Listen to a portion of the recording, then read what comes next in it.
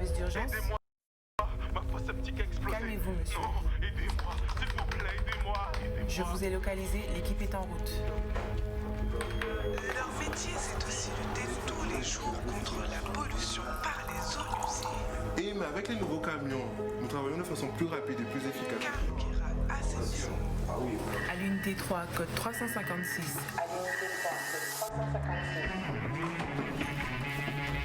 Un besoin, une urgence.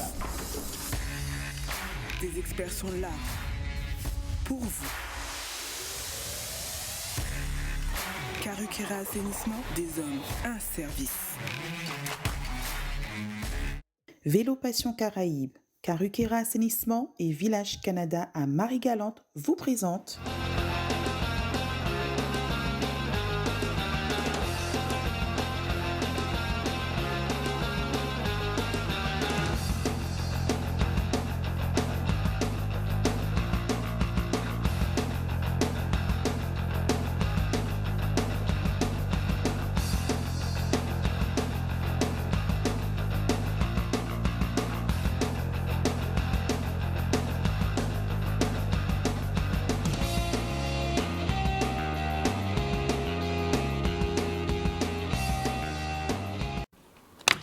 Bonsoir à tous, quel plaisir de vous retrouver tous les lundis soirs. C'est vrai qu'il va falloir que nous gardions le sourire, gardions le contact.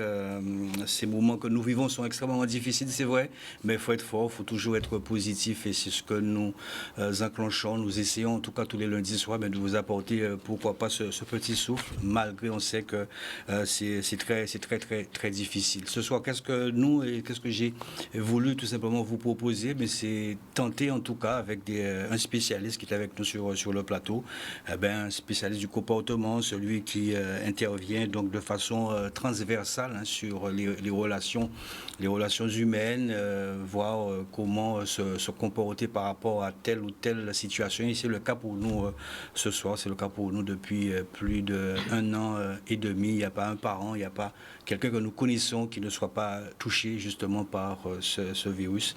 Et permettez-moi en tout cas pour celles et ceux qui souffrent aujourd'hui en silence, qui souffrent dans leur chair, je vous présente toutes nos condoléances, force. C'est vrai que ça n'a pas facile. Ça n'a jamais été facile depuis 2019, vous le savez. Tous les lundis, ça a été un petit peu le lot, mais je pense et je crois fortement que les choses vont évoluer dans le bon sens. Avant donc de débuter, de faire la présentation sur le plateau, et aller du côté de la Martinique, puisque nous avons d'autres invités aussi qui nous attendent en extérieur. Je voudrais m'incliner face à la disparition de M. Jacob Claude. Donc c'est un supporter, c'était l'âme même de l'USL. Une photo que va vous montrer Jordan. C'était celui qui aimait l'USL, qui aimait tous ses enfants, qui nous a quittés. On est lundi. Nous a quittés donc en fin de semaine. Donc nous saluons bien évidemment toute sa famille et toute la famille donc du monde du vélo. Vous avez vu comment il était entouré, il aimait ses enfants. C'est aussi pour ce but que nous avons aussi ce soir avec nous un psychologue, et je remercie d'ailleurs de répondre et d'avoir répondu à cette invitation. Bonsoir Jonathan Lacavé. Bonsoir à la Guadeloupe. Donc, on compte beaucoup sur vous ce soir parce que c'est vrai que, je vous l'ai dit, quand on s'est eu au téléphone, il y a ce qu'on ne voit pas qui fait beaucoup plus mal. Il y a ce côté biologique qui fait beaucoup de dégâts avec la Covid-19, mais il y a ce qu'on ne voit pas depuis 1 an et demi qui est en train vraiment de percer littéralement tous nos cœurs et tous nos âmes. Donc avec vous, vous êtes spécialiste. On comptera beaucoup sur vous parce qu'il y a des parents, il y a des mamies, il y a des papis, il y a des pères qui sont seuls chez eux et qui ont envie justement d'entendre de belles paroles, de manière, pas de belles paroles uniquement, mais de montrer comment, avec un comportement vis-à-vis de certains actes, certains faits. Donc on espère avec vous trouver cette solution. Avec plaisir. Merci en tout cas d'être là. J'ai voulu qu'il soit là parce que c'est vrai qu'on a commencé une belle aventure en basket. Je n'étais pas encore né quand il a commencé parce qu'il était basketteur professionnel, c'est M. José Autrante. Bonsoir José. Bonsoir Pascal. Basketteur professionnel qui est resté plus de 12 ans, je crois, professionnel, ensuite a transmis, parce que c'est aussi ça, il aime ça, transmettre le basket. Il a donné beaucoup d'amour et d'ailleurs beaucoup de titres avec le Bandelo, l'USR, qui a terminé avec les jeunes de 20 ans, qui est... De 17 ans, de U17. De avec U17. Les joueurs de bandilo de U17. De U17, du côté de Sainte-Rose. Et puis, il était important, puisque le thème ce soir aussi, c'est ça, comment les sportifs, comment on vit, si vous avez contracté la Covid-19, et vous l'avez contracté, donc on aura tout à l'heure votre exposé là-dessus. Merci d'être là, José Autran. C'est un plaisir. Voilà, merci beaucoup. Le président Kevin Ira, qui est aussi, je crois, qui a été aussi atteint de la Covid-19, qui va nous expliquer aussi comment ça a été pour lui, comment justement, parce que c'est vrai qu'on se dit, on ne sait jamais comment on a été atteint de cette maladie, mais on verra avec vous comment est-ce que vous avez vécu ça et votre avenir également là-dessus. Vous resterez avec nous parce que nous irons aussi du côté de la Colombie prendre des nouvelles de Flaubert Pena, qui est à Papilla, dans sa résidence habituelle du côté de la Colombie. Il nous donnera aussi comment vive cette population colombienne, vous l'entendrez. Nous irons aussi du côté des États-Unis, José Autran, avec Océane Robin, qui est une basketteuse à Californie, qui nous donne aussi comment elle vit avec son club aussi. Ces différentes étapes, en tout cas avec la Covid-19, et aussi Kendra Chéri, que vous connaissez, son père Hubert Chéri, qui a fait un excellent travail. Kendra Chéri, qui est championne de France de basket, qui va nous donner aussi de ses nouvelles. La Martinique aussi, nous irons du côté de la Martinique prendre le pôle aussi de Patrick, qui lui aussi a vécu la Covid-19. Et par Zoom, nous avons le président de la JC 231, c'est M. Patrick Nourescal. Bonsoir Patrick. Bonsoir à tout le monde. Bonsoir à Canadis, bonsoir à la Guadeloupe. Merci d'être là, Patrick Nourescal. Vous êtes là et vous nous donnez aussi les nouvelles de la Martinique. On sait que vous êtes pas ni pour monde qui n'est pas touché justement par rapport à la crise sanitaire là. Avec vous, donc, on reviendra aussi là-dessus sur vos athlètes. Vous avez aussi, malgré ce malheur, dans ce malheur du bonheur, puisque ce week-end, vous avez un grand, Lucas Villaron, c'est ça, qui a été champion junior d'Occitanie, c'est ça? Voilà, c'est ça, c'est bien ça. Très bien, merci. Restez aussi avec nous. Nous ferons un petit tour aussi avec l'athlétisme, puisque Chloé Noyon, une jeune fille qui est pétrie de talent, voulait aussi éclater au grand jour. Nous avons sa mère avec nous, Madame Ketty Sambin. Bonsoir, Madame Sambin. Bonsoir à tous, bonsoir Canal 10. Écoutez, ma fille, elle est athlète au sein du Stade Lamentinois. On m'a demandé d'intervenir en tant que parent. J'accompagne au quotidien ma fille, mais aussi je suis bénévole au sein de l'association depuis 21 ans, donc pour l'accompagnement socio-éducatif des jeunes sportifs. Voilà, c'est des personnes comme vous que nous avons besoin et qui œuvraient pour la transmission. Merci d'être là. On a fait le tour, sauf qu'il y a un grand que nous connaissons, que José Autran connaît, que également le président Kevin Ira connaît et fréquente d'ailleurs, puisque c'est un cadre du CCD. Il s'agit de Maurice Magloire. Quand on l'a appris, ça a été vraiment terrible pour nous.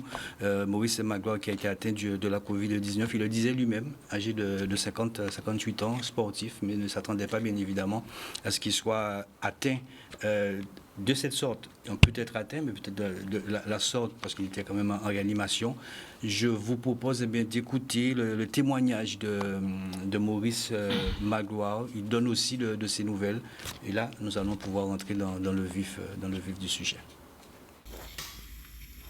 Oui, bonsoir Pascal. Je viens te porter des nouvelles de ma santé. Tu sais que c'était très gravement dégradé avec le Covid-19. Donc actuellement, je suis encore au CHBT à Basse-Terre. Donc là, ce qui s'est passé, c'est que j'ai eu un souci au niveau pulmonaire. Donc voilà. Donc ils ont dû me mettre sous coma artificiel.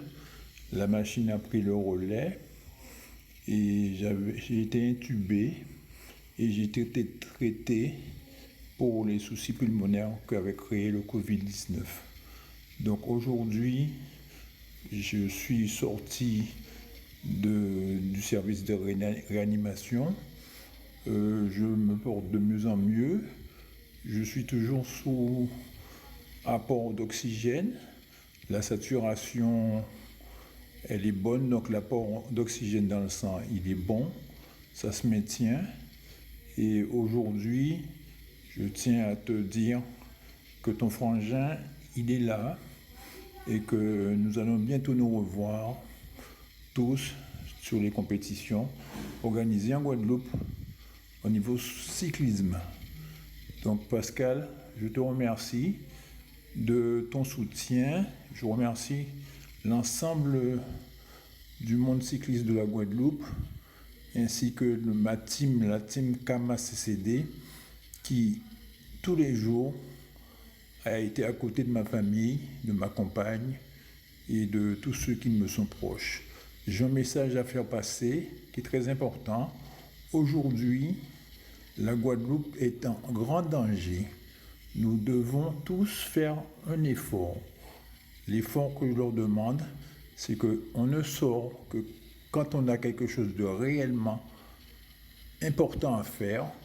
Les manifestations festives, on aura le temps d'en avoir encore.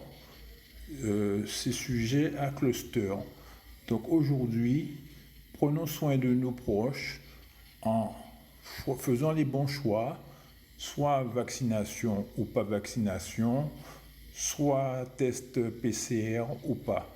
Le choix est libre. Moi, je dis à tous nos chacun, petite précision importante, c'est que j'ai fait l'objet de 2 embolies pulmonaires. Au niveau, le Covid-19 avait provoqué 2 embolies pulmonaires à mon niveau.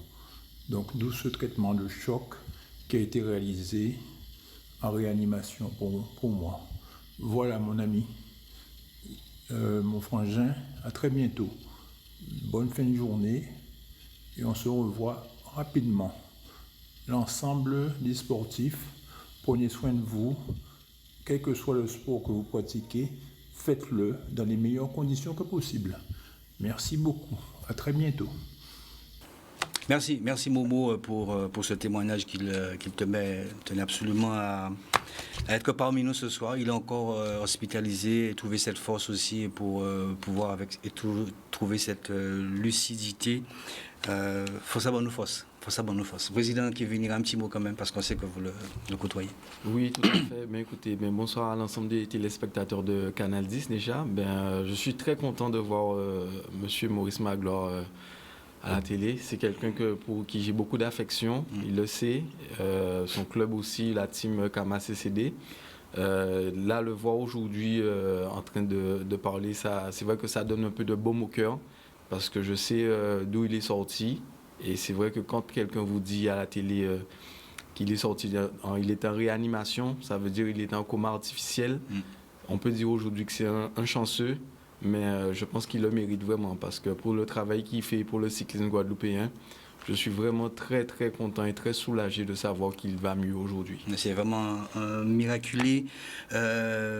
Force pour on l'a dit pour Maurice Magloire et dans le même temps je voudrais aussi saluer aussi Thierry Bédard Rémilien qui est en Guadeloupe, qui n'a pas longtemps a perdu son père et qui est venu encore en Guadeloupe pour enterrer sa mère qui est décédée donc de la Covid-19.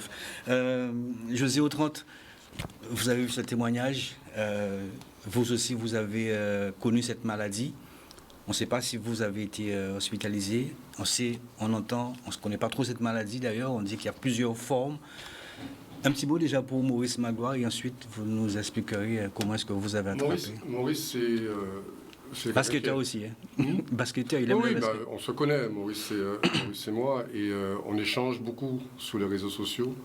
Parce qu'il suit beaucoup le cyclisme et c'est un monsieur qui a toujours des avis très pertinents. Donc je suis très heureux de voir qu'il en est sorti parce que j'ai suivi un petit peu ce parcours Covid de Maurice. Et on sent bien quand même que malgré tout on sent qu'il fait des efforts. C'est pas évident. Et je lui souhaite vraiment, comme il a dit, de revenir très vite parmi nous avec cette verve qu'il a pour le sport. En général, il fait du cyclisme, mais c'est tout le sport qu'il affectionne. Pour revenir à moi, je suis chanceux parce que je pense avoir eu ce qu'on appelle la Covid avec des symptômes légers. Mais même avec les symptômes légers, j'ai vécu quand même quelque chose de compliqué. Et c'est pas... Il y a, comme vous le disiez, hein, il y en a qui s'en sortent bien et il y en a qui s'en sortent pas trop bien. Moi, je m'en suis sorti relativement bien, mais j'ai vécu quand même 10 jours de grosses difficultés. Parce que quand ça vous attaque, ça fait un remue-ménage dans votre corps. Qu'est-ce que vous ressentez justement, coach? Quand j'ai eu les symptômes de la Covid-19, bizarrement, le lendemain, je pense que c'était un coup de froid. Vous avez un peu de fébrilité, vous avez un peu de fièvre. Vous ne sentez pas trop bien, mais ça c'est pratiquement comme un coup de froid. Et puis, le lendemain, j'ai eu ça le dimanche, le lendemain, j'ai même pu aller à mon bureau. Comme je suis seul dans mon bureau de travail, j'ai pu aller et je suis rentré. Et à partir du 3e jour, là, les choses ont changé. Les choses ont vraiment changé. J'avais une céphalée sur une échelle de 10 qui était à 12. Quand même. C'était vraiment atroce. Et vous avez votre cuir chevelu, vous avez tout votre corps qui vous fait mal, quoi, en fait. Tout votre corps vous fait mal. Et vous toussez énormément, parce que c'est là que ça va. C'est au niveau des bronches, au niveau des poumons, vous toussez sèchement. Et après, mais au fur et à mesure que ça va, plus les choses augmentent, en fait. Au 4e jour, vous perdez l'odorat, vous n'avez pas de goût, vous n'avez pas d'odorat, vous ne sentez rien, vous ne goûtez rien, vous n'avez que la différence entre le sucré et le salé. Et c'est là que ça commence à devenir difficile. Je n'ai jamais connu ce que c'était l'hyperfatigue. L'hyperfatigue, moi je suis un ancien sportif, je pense que je ne suis pas, on va dire, un frileux. Mais quand vous vous levez pour faire 3 mètres et qu'il vous faut vous appuyer, parce que vous êtes tellement fatigué, vous avez fait 3 mètres, je parle de 3 mètres, hein. Je ne parle pas de 30. Ouais. Vous êtes fatigué, il faut vous appuyer pour essayer d'aller faire ce que vous devez faire. Le système respiratoire a été touché Ce n'est pas la respiration. C'est-à-dire, j'ai l'impression qu'on a mis 200 kg d'haltère sur le dos, en fait. Tellement je suis On entend fatigué. souvent ces symptômes aussi. J'ai eu Kendrick aussi, pareil. Ouais. C'est dur. Et la seule chose qui vous agrée, en fait, c'est de retrouver votre fauteuil et de vous asseoir. Et de vous reposer. J'ai eu la chance de ne pas avoir de problème de respiration. C'est-à-dire, je n'ai pas été dans la détresse respiratoire. Et pour couronner le tout, je suis resté 96 heures sans fermer l'œil, sans dormir. Sérieux? Parce que vous avez envie de dormir, mais vous ne pouvez pas dormir. C'est-à-dire que j'avais l'impression qu'il y avait un MMA dans mon corps, deux fighters qui étaient en train de se battre dans mon corps. C'est-à-dire, j'imagine que c'est mes défenses immunitaires. Et le virus, et vous ne pouvez pas fermer l'œil. Pendant 96 heures, je vous dis que c'est compliqué, c'est difficile. Et à ce moment-là, vous vous dites, mais c'est quoi cette merde, en fait? Excusez-moi, je suis à la télé, mais je ne peux pas m'empêcher de dire ça. C'est quoi cette merde qui vient vous mettre faire autant de dégâts dans votre corps? Et puis après 10 jours, je me suis retrouvé négatif. Et aujourd'hui, je suis à 95% de mes capacités normales. Parce que je tousse encore un petit peu, parce que j'ai des fois un petit peu de fatigue, mais c'est pas invalidant, c'est pas handicapant. Mais franchement, je vais faire un peu comme Maurice, faut pas jouer avec ça. Moi, je m'en suis sorti. C'est pas le cas de tout le monde. Il faut vraiment faire attention. Moi, je vois, et je le dis franchement, je vois des gens qui portent le masque dans des lieux où il y a du monde avec le masque sous le nez. Ça, à la limite, ne mettez pas de masque, en fait. Le masque sous le nez ne sert à rien. Parce qu'en fait, c'est là que ça rentre. Le masque est fait pour cacher le nez et la bouche. Donc, je vois des gens dans des lieux clos, dans des lieux un peu... et avec ce masque-là, qui ne font pas attention. Et comme vous disiez tout à l'heure, on a tous un ami très cher. Moi, j'ai perdu un ami très cher qui s'appelle Max des Étages. Ah ouais. On a des amis qu'on sait qui sont dans la panade. Et vous savez, comme moi, que quand j'entends par exemple qu'il y a eu 1600 de nouveaux cas, dans ce pays, de 400 000 habitants, faites attention à vous. Et on l'a fait. Moi, je me rappelle, on l'a fait, ça. On était très disciplinés il y a un temps. On était passé au vert, on était très au vert, parce qu'on était disciplinés, et ça se voyait. Et maintenant, on a relâché un peu les efforts. Il faut reprendre ces efforts-là parce que sinon, on ne s'en sortira pas. Très bien. Restez avec nous, José Autrante. Un petit mot pour madame, quand même, on salue, puisque on sait que madame vous regarde aussi ce soir. Toute la famille, même, on imagine. Elle est devant sa télé, elle m'envoie même des messages d'ailleurs. C'est bien. On salue madame Autrante, ne vous en faites pas. On va pas vous garder très très longtemps, José Autrante, parce qu'on sait que c'est quelqu'un que vous aimez et vous appréciez. Je crois que c'est ce qu'on a le plus cher aussi, tous ces jours aussi. On part du côté de la Martinique avec Patrick Nourescal. Patrick Nourescal, vous l'avez entendu, vous connaissez aussi Maurice Magloire, vous avez entendu un petit peu les témoignages. Patrick Nourescal, un petit mot pour Maurice Magloire. Maurice Magloire, il a participé au Tour cycliste de la Martinique junior. Je le connais puisqu'il est quand même du milieu du cyclisme moi-même.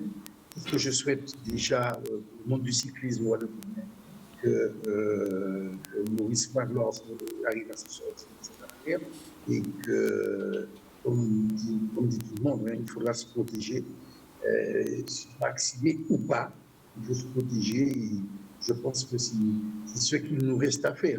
Tant qu'en Martinique, tant qu'en Guadeloupe, on a l'épidémie qui a progressé énormément, puisque aujourd'hui, il n'y a pas de cause de vélo ni en Martinique ni en Guadeloupe. Je pense qu'il faut se protéger et prendre la route très vite et que tout le monde puisse démarrer.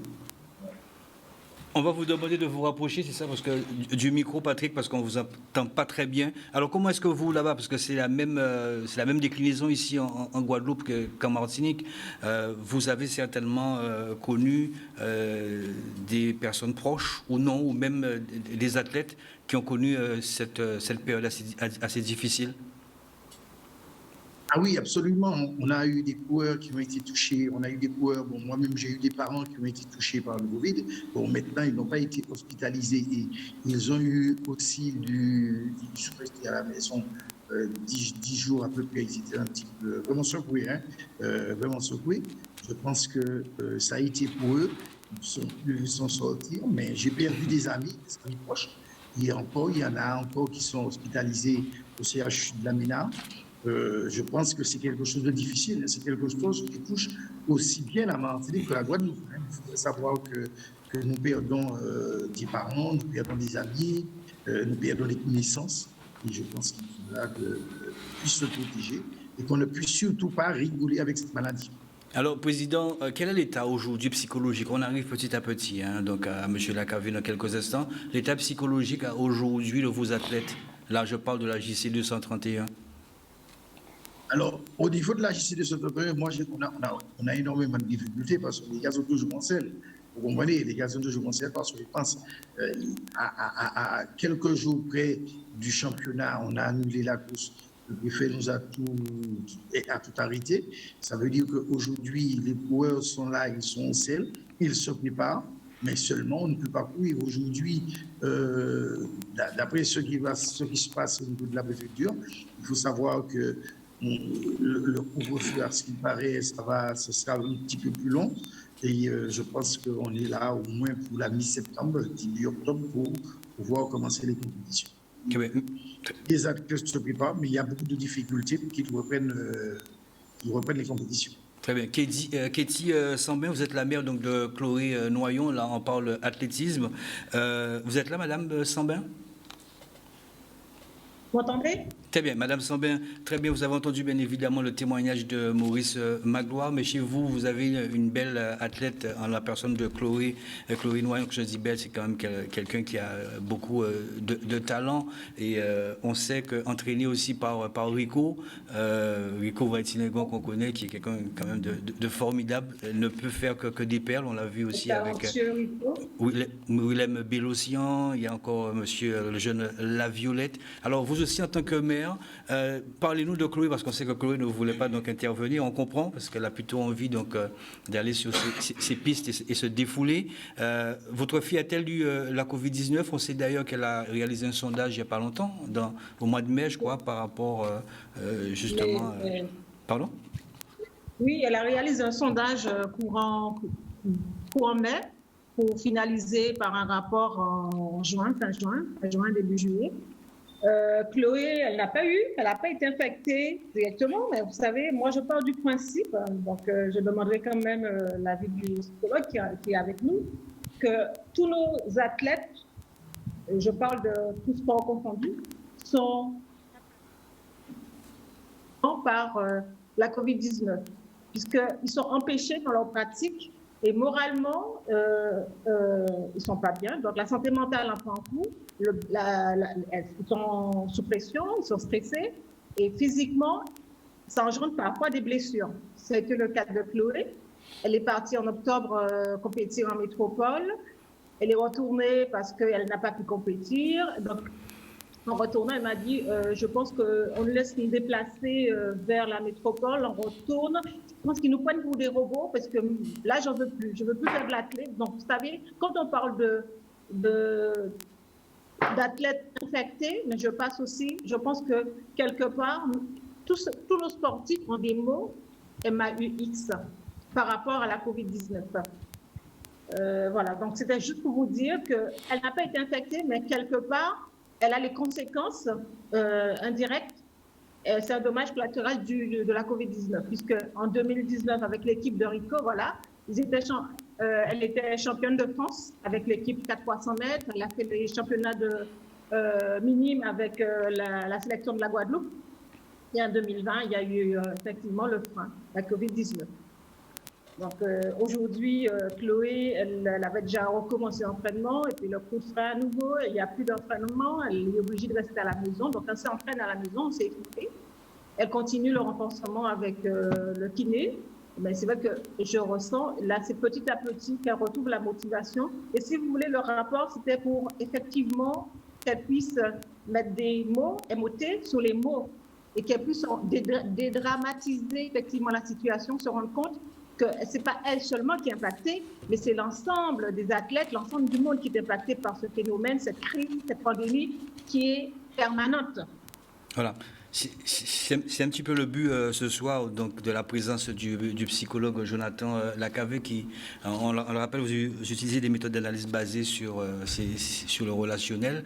Votre but, objectif en tout cas, c'est d'observer, c'est ça ? D'écouter, d'analyser et surtout de garder ce comportement de bien-être. Alors, vu tout ce que nous avons entendu, on a entendu le président Kevin Ira, on a entendu le coach José Autrante, on a entendu Patrick Norescal, il y a Madame Kétis Sambin qui vient juste de vous lancer très subricitement, très subtilement aussi votre conseil et surtout aussi Maurice Magloire, avec ce très bon témoignage. Alors, vous, en tant que spécialiste, on sait aussi que vous êtes un être humain, un individu comme nous-mêmes, mais vous devez vous détacher pour nous, ce soir, vous donner un petit peu et expliquer quel type de comportement aujourd'hui que nous puissions, individuellement, mais collectivement en même temps, comprendre. Alors, pour répondre à la question des conseils, quels conseils je peux donner, je vais répondre. Mais avant, je vais faire quand même un retour sur tous les témoignages qui ont été donnés. Je vais commencer par le vôtre, Monsieur Pascal Abattant. Lorsque vous avez expliqué au début de l'émission qu'il n'y a pas une seule émission où vous n'avez pas annoncé le décès de quelqu'un. Imaginez ça, cette douleur-là, fois tous les habitants de la Guadeloupe. Cette douleur de devoir supporter un décès. Ça montre à quel point ça touche les gens depuis longtemps. Vous voyez ? Le Covid n'est pas juste une histoire de pathologie organique, c'est aussi une histoire de psychologie, de douleur émotionnelle. Et c'est justement ça que la psychologie a toute sa place dans cette crise. C'est justement en ça que les méthodes de psychothérapie, telles que la sophrologie, a toute sa place dans cette crise. Vous avez bien dit que aussi ce témoignage poignant de Marcel Magloire, lorsqu'il dit que ça va mieux. Wow. C'est juste ces 3 petits mots, ça va mieux. À quel point ça fait rayonner tout le monde sur ce plateau, parce que tout le monde connaît cette personne, cette personnalité. Imaginez ça, fois le nombre de personnes qui habitent en Guadeloupe. À quel point c'est touchant, c'est une histoire d'émotion, c'est une histoire de psychologie. à quel point on est tous touchés, sensibles par cette crise. Il dit qu'il a eu une embolie pulmonaire. Bon, ça c'est un terme scientifique, c'est un terme médical. C'est dit comme ça, c'est un peu dénué d'émotion.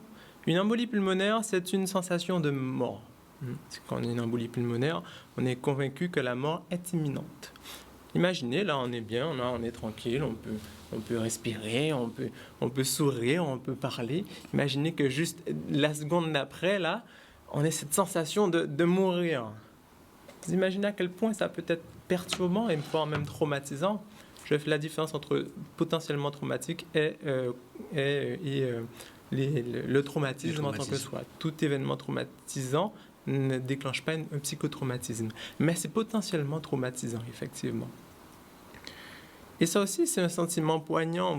Là, déjà, rien qu'avant de parler, là, vous m'avez donné que des témoignages poignants. Donc, merci, quoi. Merci de montrer à quel point, de montrer à la population à quel point, ça touche tout le monde et que c'est impactant et que c'est émouvant. Et qu'on vit quelque chose qui n'est pas anodin.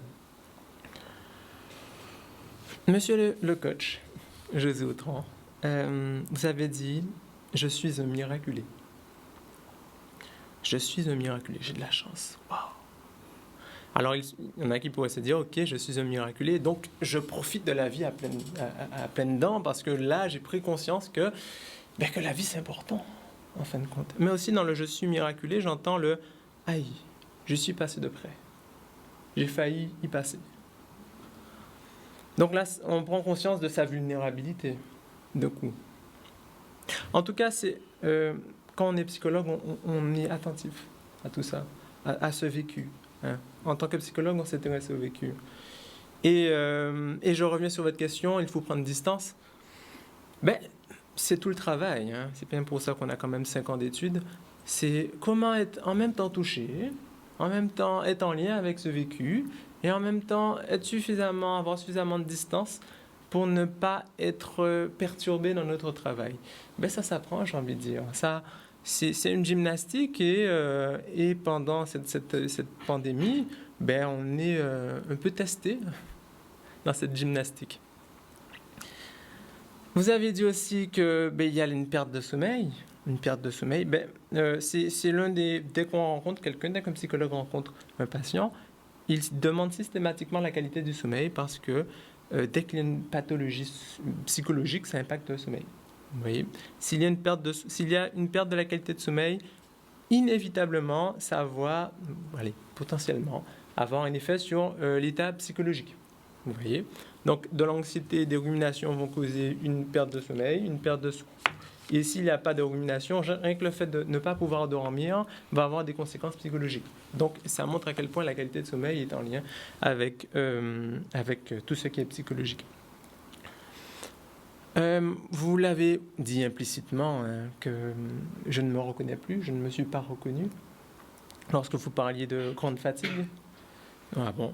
Moi qui suis un grand sportif, vous êtes coach, moi qui suis un grand sportif, j'étais pas juste fatigué, mais j'étais atteint d'une hyper-fatigue.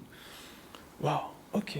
Comment un sportif peut se dire, ok, je suis atteint d'une hyper-fatigue? Ça montre un peu la conséquence de cette maladie sur son estime de soi. Et voilà, c'est comment se reconnaît-on? Comment peut-on faire avec cette pathologie, se dire, ok, c'est qu'une pathologie et non pas, c'est pas mon être, mon identité qui est impactée pour autant. Et vous avez aussi parlé de la douleur. Alors, la douleur, c'est évidemment quelque chose de très somatique, c'est évidemment quelque chose de très médical, mais ça nous intéresse, nous les psychologues aussi, parce que dans la douleur, il y a la partie anxiété. Quand on souffre, quand on a mal, ça engendre de l'anxiété. Et l'anxiété va augmenter la douleur. Donc, c'est bien pour ça qu'il y a tant de psychologues dans les hôpitaux parce que, justement, on peut diminuer la douleur avec des méthodes de relaxation. Et bien évidemment, dédramatiser la douleur et dédramatiser la maladie, ça permet d'aider à mieux vivre cette maladie. Merci aussi pour ce témoignage, tout ce témoignage d'une mère, d'une mère. J'ai oublié son nom, excusez-moi. Madame Sambin. Madame Sambé. Sambin. Ketty Sambin. Madame Ketty Sambin, merci. Merci de témoigner, merci de parler avec le cœur et de s'exprimer à toute la population guadeloupéenne. Vous avez dit donc que votre fille a réalisé un sondage. Alors, c'est très intéressant, c'est hyper intéressant parce que, comme je dis dans le webinaire que j'ai fait ce samedi, nous avons tous un rôle à jouer. Nous avons tous un rôle à jouer pour aider la population à bien vivre cette crise. Votre fille qui a donc été atteinte par le Covid, elle a effectivement son logique. Hein. C'est évident qu'elle a un rôle à jouer. Elle n'a pas été atteinte. Hein. Elle n'a pas été atteinte. Elle n'a pas eu la Covid, sauf qu'elle a eu la harne parce qu'elle voulait justement, il y avait des compétitions à venir. Donc voilà. En fait, le but de ma question, en fait, c'est ça. Comment vous, en tant que psychologue, toutes ces personnes qui nous regardent ce soir, vous, comme vous, le président, comme moi-même aussi, comment, avec toutes ces émotions refoulées, que devrions-nous faire? Voilà, à titre individuel, et pour que collectivement nous puissions nous retrouver. C'est un peu la question. Alors, ce sont des émotions refoulées, des morts, j'ai compris ce qu'on vit, voilà. Ouais, c'est ça. Donc, vous voyez, je ne vais pas donner de conseils tout faits. Hein, c'est bien là la différence entre les coachs de jeux de vie et les basket, psychologues. attention. Je parle des coachs de jeux de vie.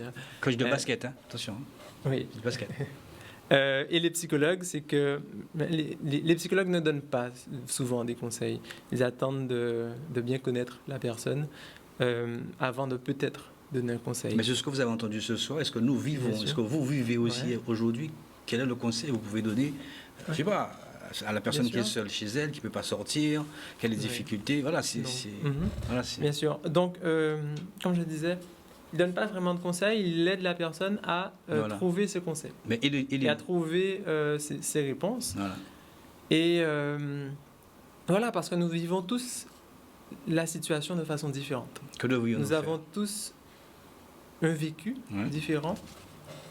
Et c'est bien pour ça que le psychologue, il va le recevoir en individuel, il va recevoir la personne individuelle pour savoir comment elle vit les choses, quelles sont ses ressources, sur quoi elle peut agir pour individualiser, spécialiser, personnaliser le conseil. Je peux vous en donner 10 000 des conseils. Le problème, c'est qu'on n'aura pas le temps d'en aborder 10 000, donc peut-être que je pourrais vous en donner 2. Et là, les gens qui vont nous écouter ne vont pas se reconnaître dans les 2 conseils, donc ils vont jeter tout le reste.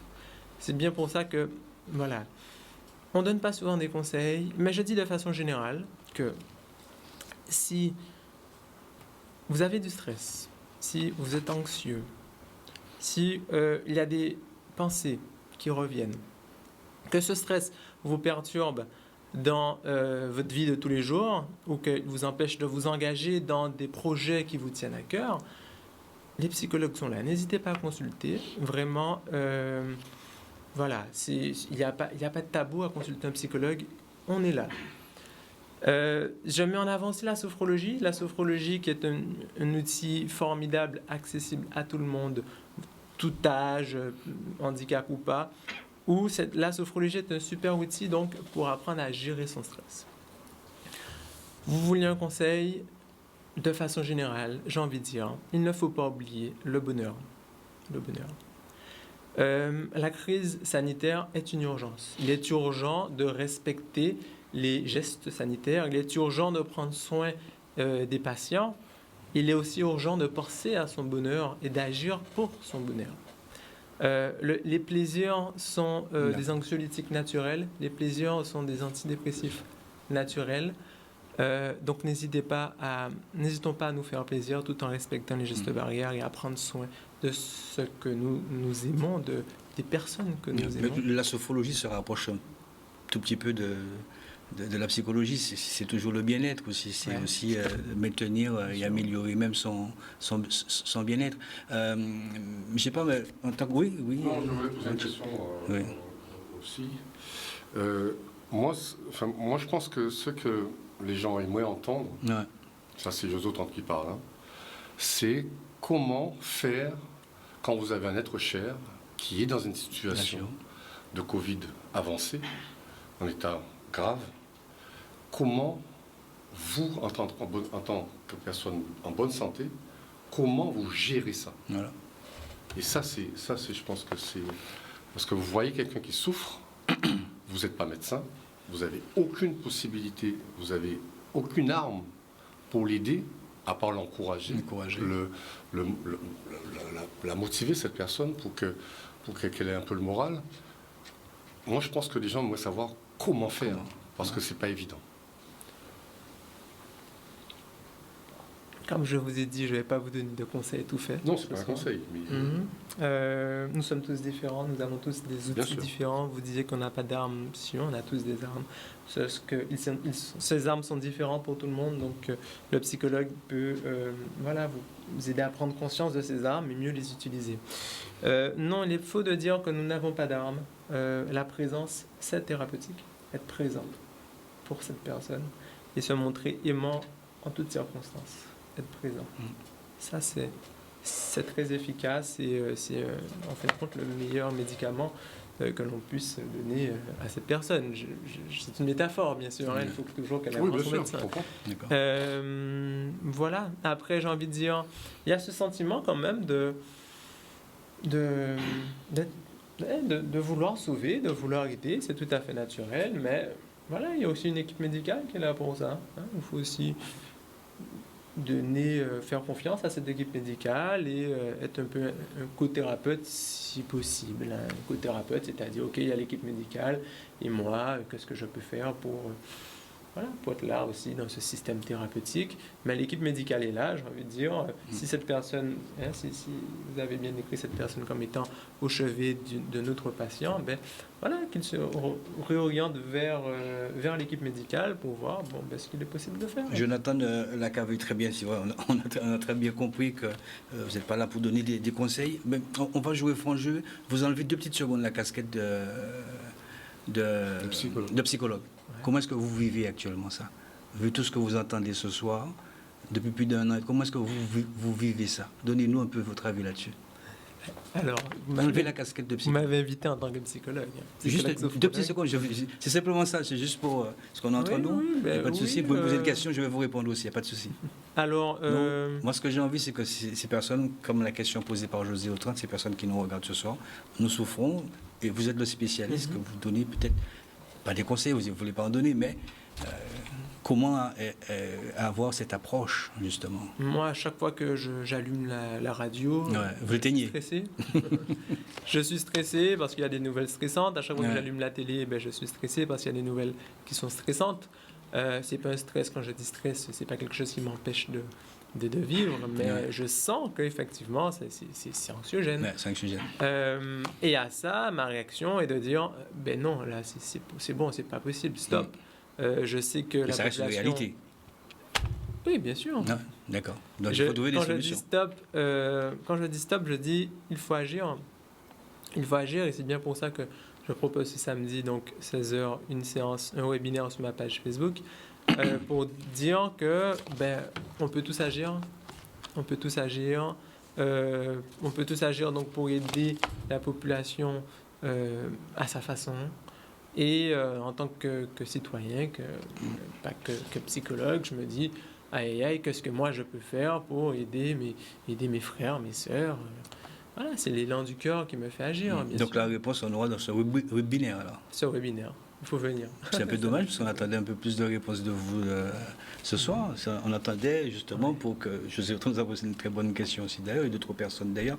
José Autrand, on a entendu donc le psychologue qui est aussi sophrologue, aussi donc Jonathan Lacavé, qui vous invite pour ce webinaire, donc peut-être un peu plus de réponses. Je crois que c'est samedi, c'est ça? Samedi 16h sur ma page Facebook, Jonathan Lacavé, psychologue. Très bien, donc oui, c'est bien. Le problème, c'est que depuis, je ne vais rien vous cacher, le Facebook actuellement, je mets de côté parce que quand on l'ouvre maintenant, un tel est décédé, un tel est ceci, un tel est cela. C'est sûr. Donc, mais bon, je peux faire l'effort. Très bien. Oui, alors, José Autrand, on se remet petitement. Je vous ai dit, ça va, 90% de capacité normale. Ça fait du bien. Je pense que d'ici une semaine, je serai capable de reprendre un peu le sport, parce que c'est déconseillé de sortir de la Covid et aller faire du sport tout de suite. Donc je pense que d'ici une petite semaine, je vais commencer à marcher, je vais commencer à reprendre un peu mes activités sportives. Donc voilà, non, ça va. Vous avez été soigné comment? Avec un peu de pharmacopée, un peu de pharmacopée. Et puis, alors, il y a une chose qui est fondamentale. Quel que soit ce que vous prenez quand vous avez la Covid, ça ne sert à rien. Ça ne sert à rien. C'est-à-dire, vous pouvez prendre 1 litre de Zebapic, vous pouvez prendre du thym, du zinc, vous pouvez prendre tout ça. Pendant que vous avez la Covid, ça ne sert à rien. Ça sert à rien. C'est-à-dire qu'après, parce que ça va booster votre immunité, moi je peux vous dire, j'en ai pris et j'étais toujours aussi couché. Donc, mais après, bien sûr, après, bon, le premier pendant, ça peut permettre, je pense, selon les dires des spécialistes, que ça permet de booster un peu l'immunité. Et donc voilà, mais pendant, vous êtes couché, vous souhaitez vous en sortir tout simplement. Ouais, on sait qu'on ne va pas jouer les moralistes ce soir. D'ailleurs, vous n'avez jamais été, vous avez toujours été un très bon pédagogue. J'ai toujours apprécié comment vous œuvrez aussi avec vos athlètes, surtout dans le basket, puisque vous arrivez à avoir des titres. C'est comme ça, vous avez été un bon pédagogue. Ouais, j'ai eu de bons joueurs aussi. De très bons joueurs. Vous voyez la modestie un peu, donc c'est un peu ça. On n'est pas là pour jouer les moralistes, mais si vous aviez un mot, quelque chose à dire aujourd'hui, ce soir, à toutes ces personnes qui ne l'ont pas encore attrapé, parce que personne n'est du bon côté de la barrière, personne ne sait où se trouve le bon côté de la barrière. Non, non, moralisateur, c'est pas mon fort. Et je suis personne pour faire ça. Mais si je peux dire que c'est quelque chose qui comme on dit, cachouboléo. Ah ouais. Alors, il y en a qui s'en sortent bien, il y en a qui s'en sortent bien, et il y en a qui s'en sortent moins bien. Je fais partie de ceux qui s'en sortis bien. Et il y en a très proches de moi qui s'en sortent moins bien et qui se battent. Donc, c'est pas une grippe, c'est pas un coup de froid. C'est vraiment un virus qui fait du mal. Donc, et la seule arme que nous avons actuellement, c'est de se protéger avec des gestes barrières. Voilà, tout simplement. Vacciné, pas vacciné, j'ai entendu le président en parler. C'est pour moi, hein, personnellement, José Autrante, vacciné, pas vacciné, c'est un sujet personnel. Je n'ai pas à dire si je le suis ou si je ne le suis pas. Parce que pour moi, c'est comme si j'allais voter. Vous n'allez pas me demander pour qui j'ai voté. Parce que c'est un problème privé. Donc, et ça aussi, je pense qu'il faudrait qu'on essaye aussi d'arrêter de provoquer les gens. Que le non-vacciné provoque le vacciné ou inversement. C'est un sujet personnel, c'est un truc qui appartient à la vie privée. Il y a 2 personnes qui peuvent tout, c'est la famille et le médecin. Point trait. Pas les autres. Vous l'avez bien compris, même en préambule, je l'ai dit, je ne suis pas venu du tout dessus, je ne voulais pas du tout en parler. Il ne faut pas venir dessus. Pas du tout, ça reste strictement personnel. Absolument. Alors, José Autrante, vous pouvez rester. José Autrante, vous pouvez rester comme... Non, ça va, le débat est intéressant. Super, donc, restez avec nous, voilà, on va juste faire un petit tour rapide. Si je reçois un message, je vous dirai, Pascal, malheureusement... On sait pourquoi, toi et moi. Voilà. Juste un petit tour. Président Norescal, vous êtes là, la Martinique est avec nous? Je suis avec vous, oui, je suis avec vous. Oui. Voilà. Très bien, Patrick Norescal, restez avec nous. Madame Sambin, vous êtes là également, Madame Sambin? Oui, je suis là. Très bien. Je vous propose simplement d'aller faire un petit tour. Nous y sommes, on ne va pas aller beaucoup plus loin, parce que nous sommes dans la maison mère. On va faire un petit tour, une petite bande réclame, et puis nous revenons pour cette deuxième et belle partie avec José Autrante, coach émérite, d'accord, qui a été également atteint de la Covid-19, et puis notre psychologue Jonathan Lacavé, qui nous indique un petit peu plus, à mon avis, tout à l'heure, surtout dans la sophrologie, parce qu'on a besoin aussi de ce bien-être, et également Kevin Ira, qui représente donc cette belle formation de Saint-François, c'est ça? Ça n'a pas changé. A tout de suite, on se revient. Merci Jordan pour la bonne réa. Voilà, de retour ici pour cette deuxième partie. Merci d'être avec nous ce soir. Bien évidemment, vous le savez, tous les lundis soirs. Et puis quand c'est vrai, c'est quand je suis là, je me rends compte qu'on est un lundi soir. Ouais, c'est vrai, c'est comme ça. C'est que le lundi soir, c'est hebdomadaire. Merci en tout cas de cette confiance que vous nous accordez. Merci à la Martinique, merci à la Guyane, merci à toutes ces personnes aussi qui vont coucher tard du côté de la métropole. Et encore une nouvelle fois, force et courage pour toutes ces moulins qui ont souffert là. Madame Ketty Sambin, vous êtes avec nous. Donc, pas de compétition ces jours-ci. Comment est-ce que vous sentez, votre fille, l'état psychologique de votre fille aujourd'hui? Ça va? Je vais simplement répondre un peu par rapport à... J'attendais effectivement qu'il me dise, parce que ma fille Chloé, la piste que moi j'ai explorée avec elle, mettre en place l'étude, parce que ça a été un accompagnement personnel. mettre en place cette piste pour qu'elle puisse dédramatiser la situation. C'est la seule que j'ai trouvée, et qu'elle puisse vivre autrement l'athlétisme durant cette période difficile. Donc, elle a eu la réponse, elle a eu des réponses de pas mal d'athlètes, tout sport confondu. Et j'avoue que le fait qu'elle ait eu ces réponses, ça lui a permis d'aller mieux. Aujourd'hui, Chloé, elle va mieux puisqu'elle a pu confronter les avis, voir que c'est une situation qui impacte tout le monde et qu'elle n'est pas la seule à avoir subi de plein fouet cette pandémie. Aujourd'hui, elle devait reprendre l'entraînement cette semaine, elle n'a pas repris. Donc, elle est toujours suivie par son kiné. Elle a un kiné du sport et le docteur Henri qui la suit. Donc, ça lui permet de maintenir sa motivation et elle continue. Elle reçoit de Rico, le talentueux Rico, son programme. Donc, elle se maintient et du renforcement pour pouvoir effectivement affronter, dès qu'on aura la possibilité, retourner sur les pistes, retrouver ses amis, puisque vous savez, c'est une adolescente. On a beau dire, c'est pour ça que je voulais vraiment vous faire comprendre, la pandémie, la COVID-19, ce n'est pas que la maladie, mais c'est aussi la santé mentale des jeunes. Absolument. Ça, il faut l'entendre. On est impacté, moi je suis impactée de près parce que j'ai beaucoup de parents, d'amis proches qui décèdent autour de nous. J'ai perdu mes cousins, j'ai perdu de la famille, des amis très proches. Mais vous savez, ces jeunes qui ont beaucoup d'ambition, qui sont talentueux, qui se développent, vous avez tout de suite, un moment, on leur dit stop, vous vous entraînez, mais vous ne savez pas, tout est incertain. Mentalement, vous savez, c'est difficile, ils sont stressés, il n'y a plus de performance et ils n'ont plus l'ambition, ils ne sont plus motivés pour l'entraînement. Vous avez envie de support, de spécialistes comme le psychologue Jonathan Nakavé, j'imagine. Voilà. Envie d'entendre. Très bien, je comprends parfaitement. Parfaitement. Restez avec nous, Madame Sambin. Président Kevin Ira aussi, vous l'avez vécu. On imagine aussi que peut-être dans votre club aussi. Vous avez vécu ça assez difficilement et l'état psychologique aujourd'hui, parce qu'en tant que président aussi, j'imagine que vous êtes obligé quand même quelque part d'être psychologue, d'être paternel, voilà, puisque tout à fait. Il faut savoir que moi aussi j'ai été impacté par la Covid-19, le variant Delta. Notre club a été sérieusement impacté, que ce soit les coureurs, les dirigeants. On a été aussi touchés par la Covid. Et c'est vrai qu'il y a un travail aussi psychologue. Je ne suis pas psychologue, je ne suis pas médecin, mais en tous les cas, on essaie de conseiller, on essaie aussi de donner un peu de bonheur aux gens, donner un peu d'amour, donner du temps. Et c'est vrai que ce n'est pas évident. Le président de la République avait dit il y a 1 an et demi que nous étions en guerre. Aujourd'hui, on peut dire clairement que la Guadeloupe est en guerre avec cette maladie. Parce qu'à l'heure où je parle, c'est des milliers de Guadeloupéens qui sont en train de pleurer aujourd'hui. Pleurer un parent, pleurer un ami proche. Ce sont beaucoup de tristesse aujourd'hui en Guadeloupe. Si j'ai un conseil à donner, comme j'ai dit, je répète, je ne suis pas psychologue ni médecin, mais il faut qu'on ait espoir, il faut qu'on garde la tête haute, mais surtout, il faut qu'on fasse attention. Il y a des gestes barrières.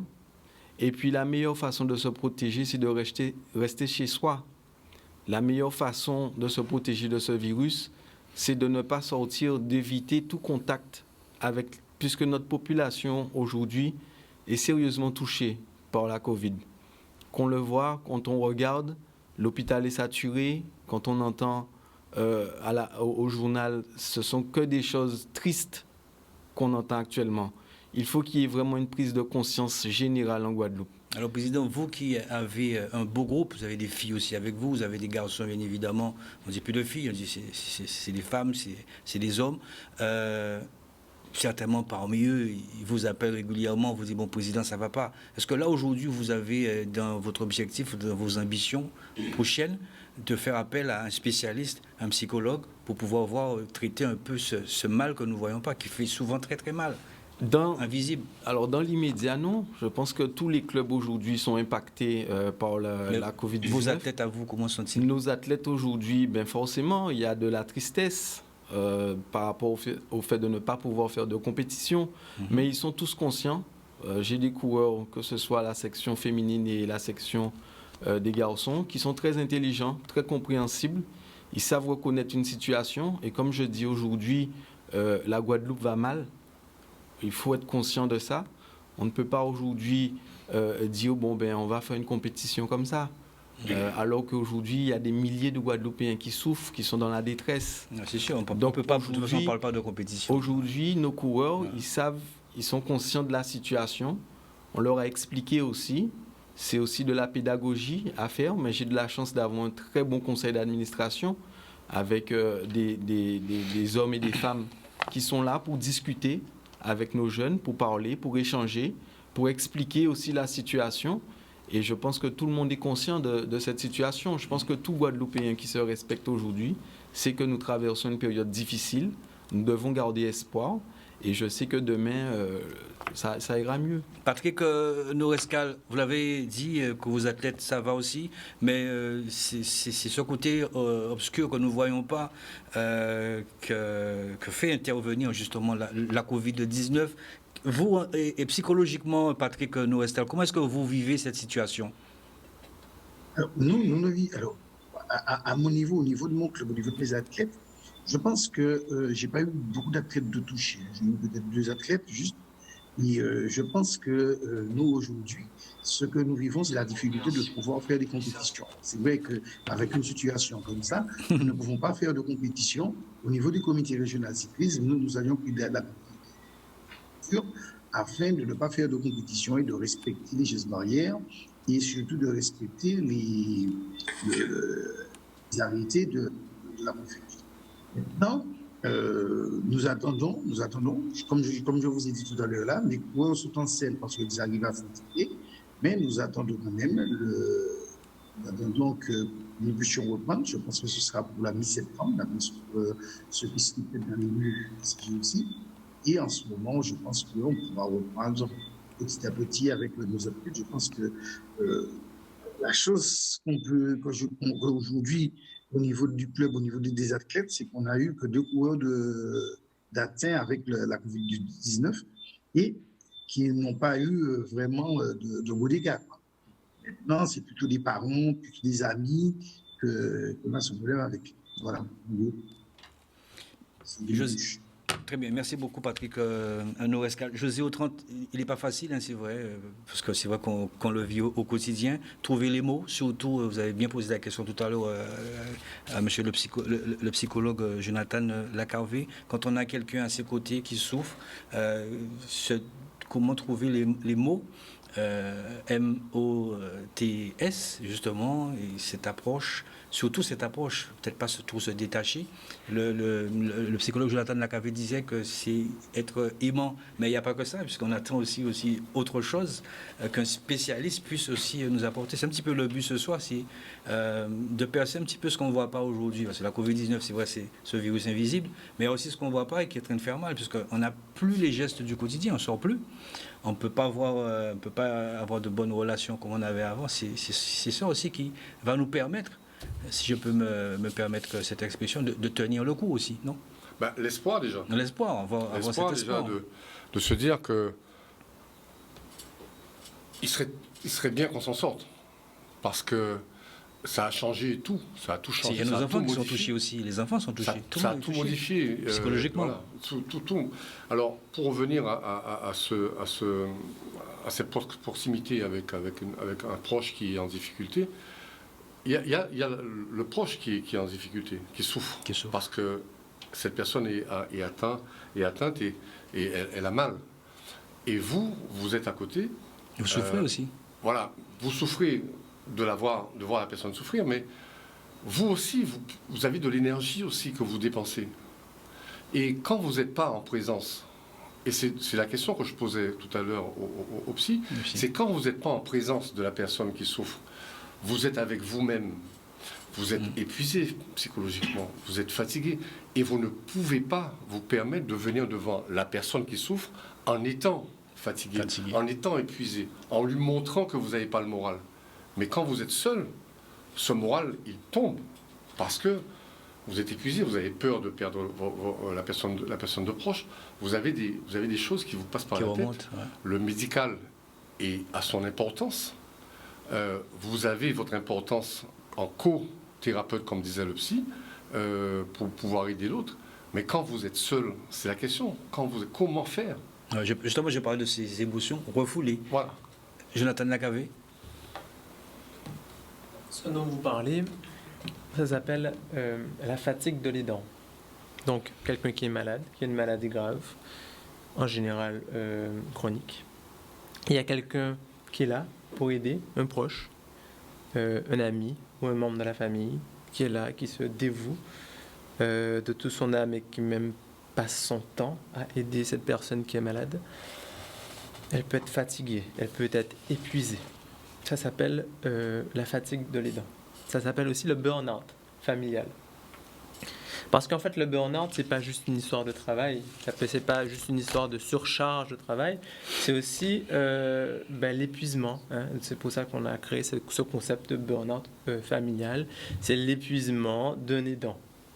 Il faut comprendre que, du coup, comment dire, il ne faut pas vraiment chercher de conseils pour affronter ce truc seul. Justement, c'est ça le piège. C'est de quoi qu'on peut le faire seul, qu'on peut affronter la situation seul. Et c'est cette croyance, en fait, qui fait la souffrance.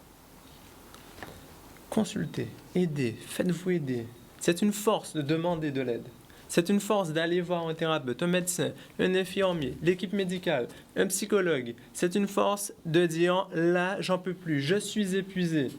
C'est une force, vraiment, de demander de l'aide pour pouvoir aider la personne qu'on aime. C'est s'aider soi-même et la personne qu'on aide. Lorsque l'aidant familial est épuisé, il ne peut plus aider la personne qui est malade et là, on arrive à une catastrophe. Quand l'aidant se sent fatigué, il doit consulter. C'est bon pour les deux, pour l'aidant et pour l'aider. Vraiment, c'est mon conseil. Ouais, donc, prendre rendez-vous avec vous.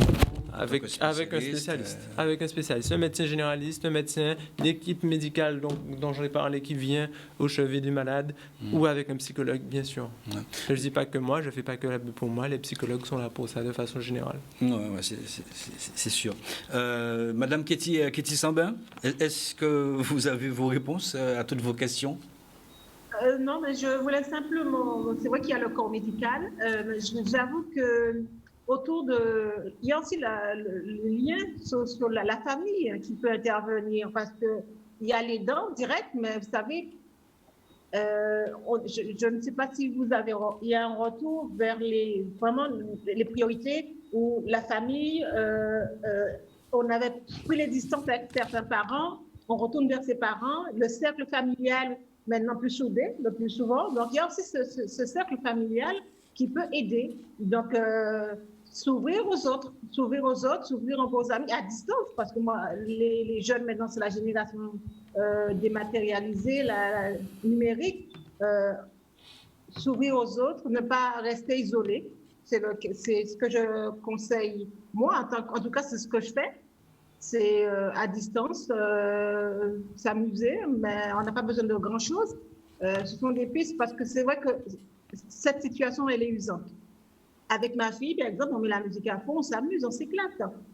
Ça nous permet effectivement de lâcher prise, de penser à autre chose. Voilà, c'est vraiment aborder, trouver des pistes pour pouvoir vivre autrement.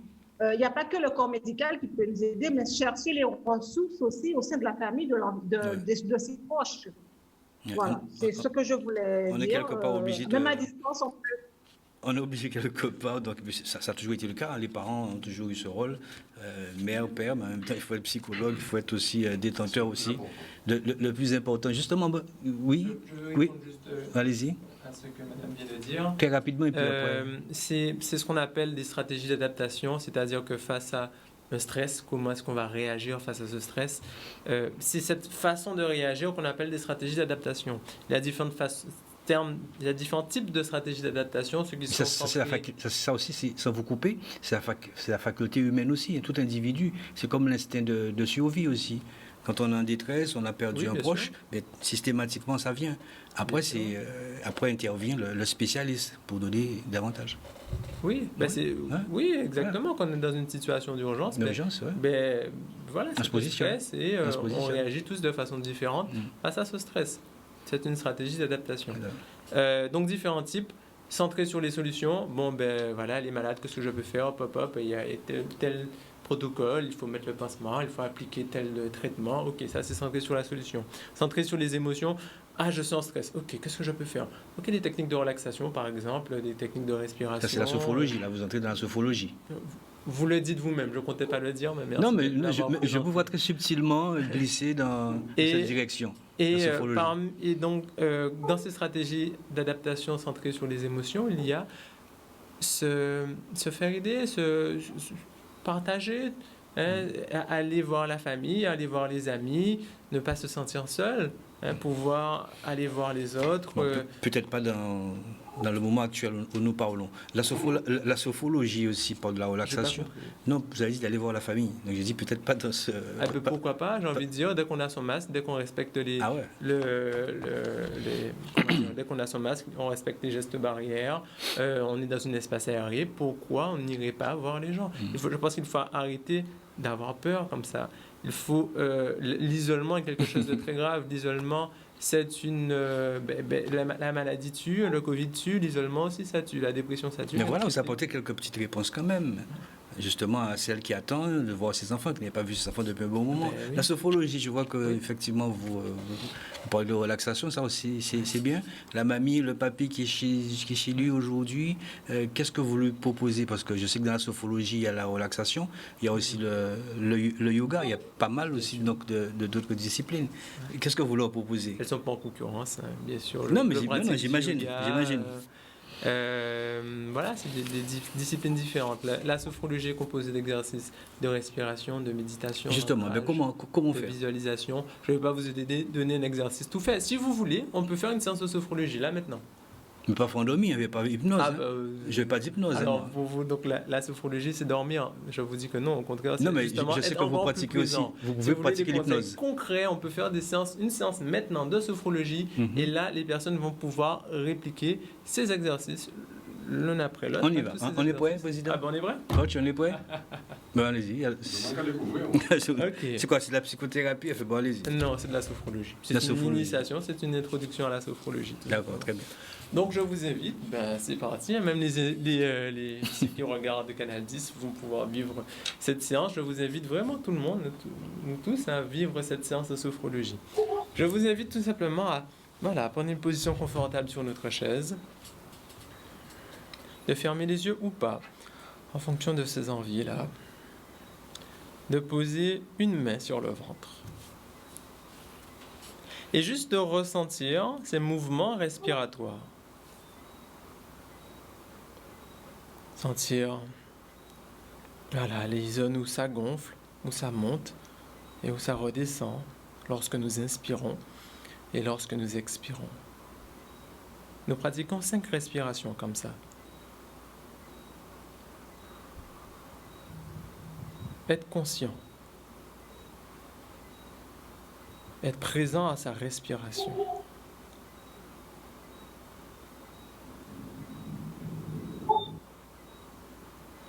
Nous prenons une bonne inspiration, une bonne expiration. Et sentir là où ça bouge, dans notre buste, lorsque nous respirons.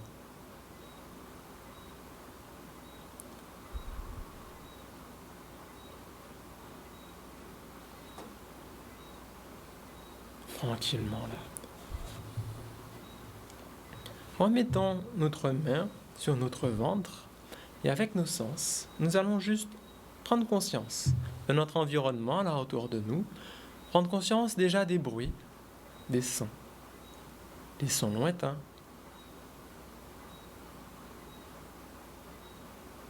des sons proches.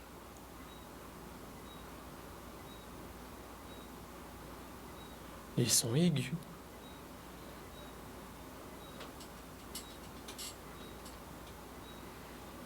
Les sons graves.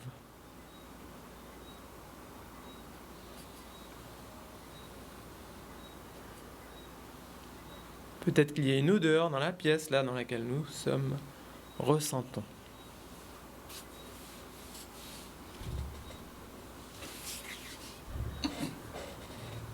Être présent.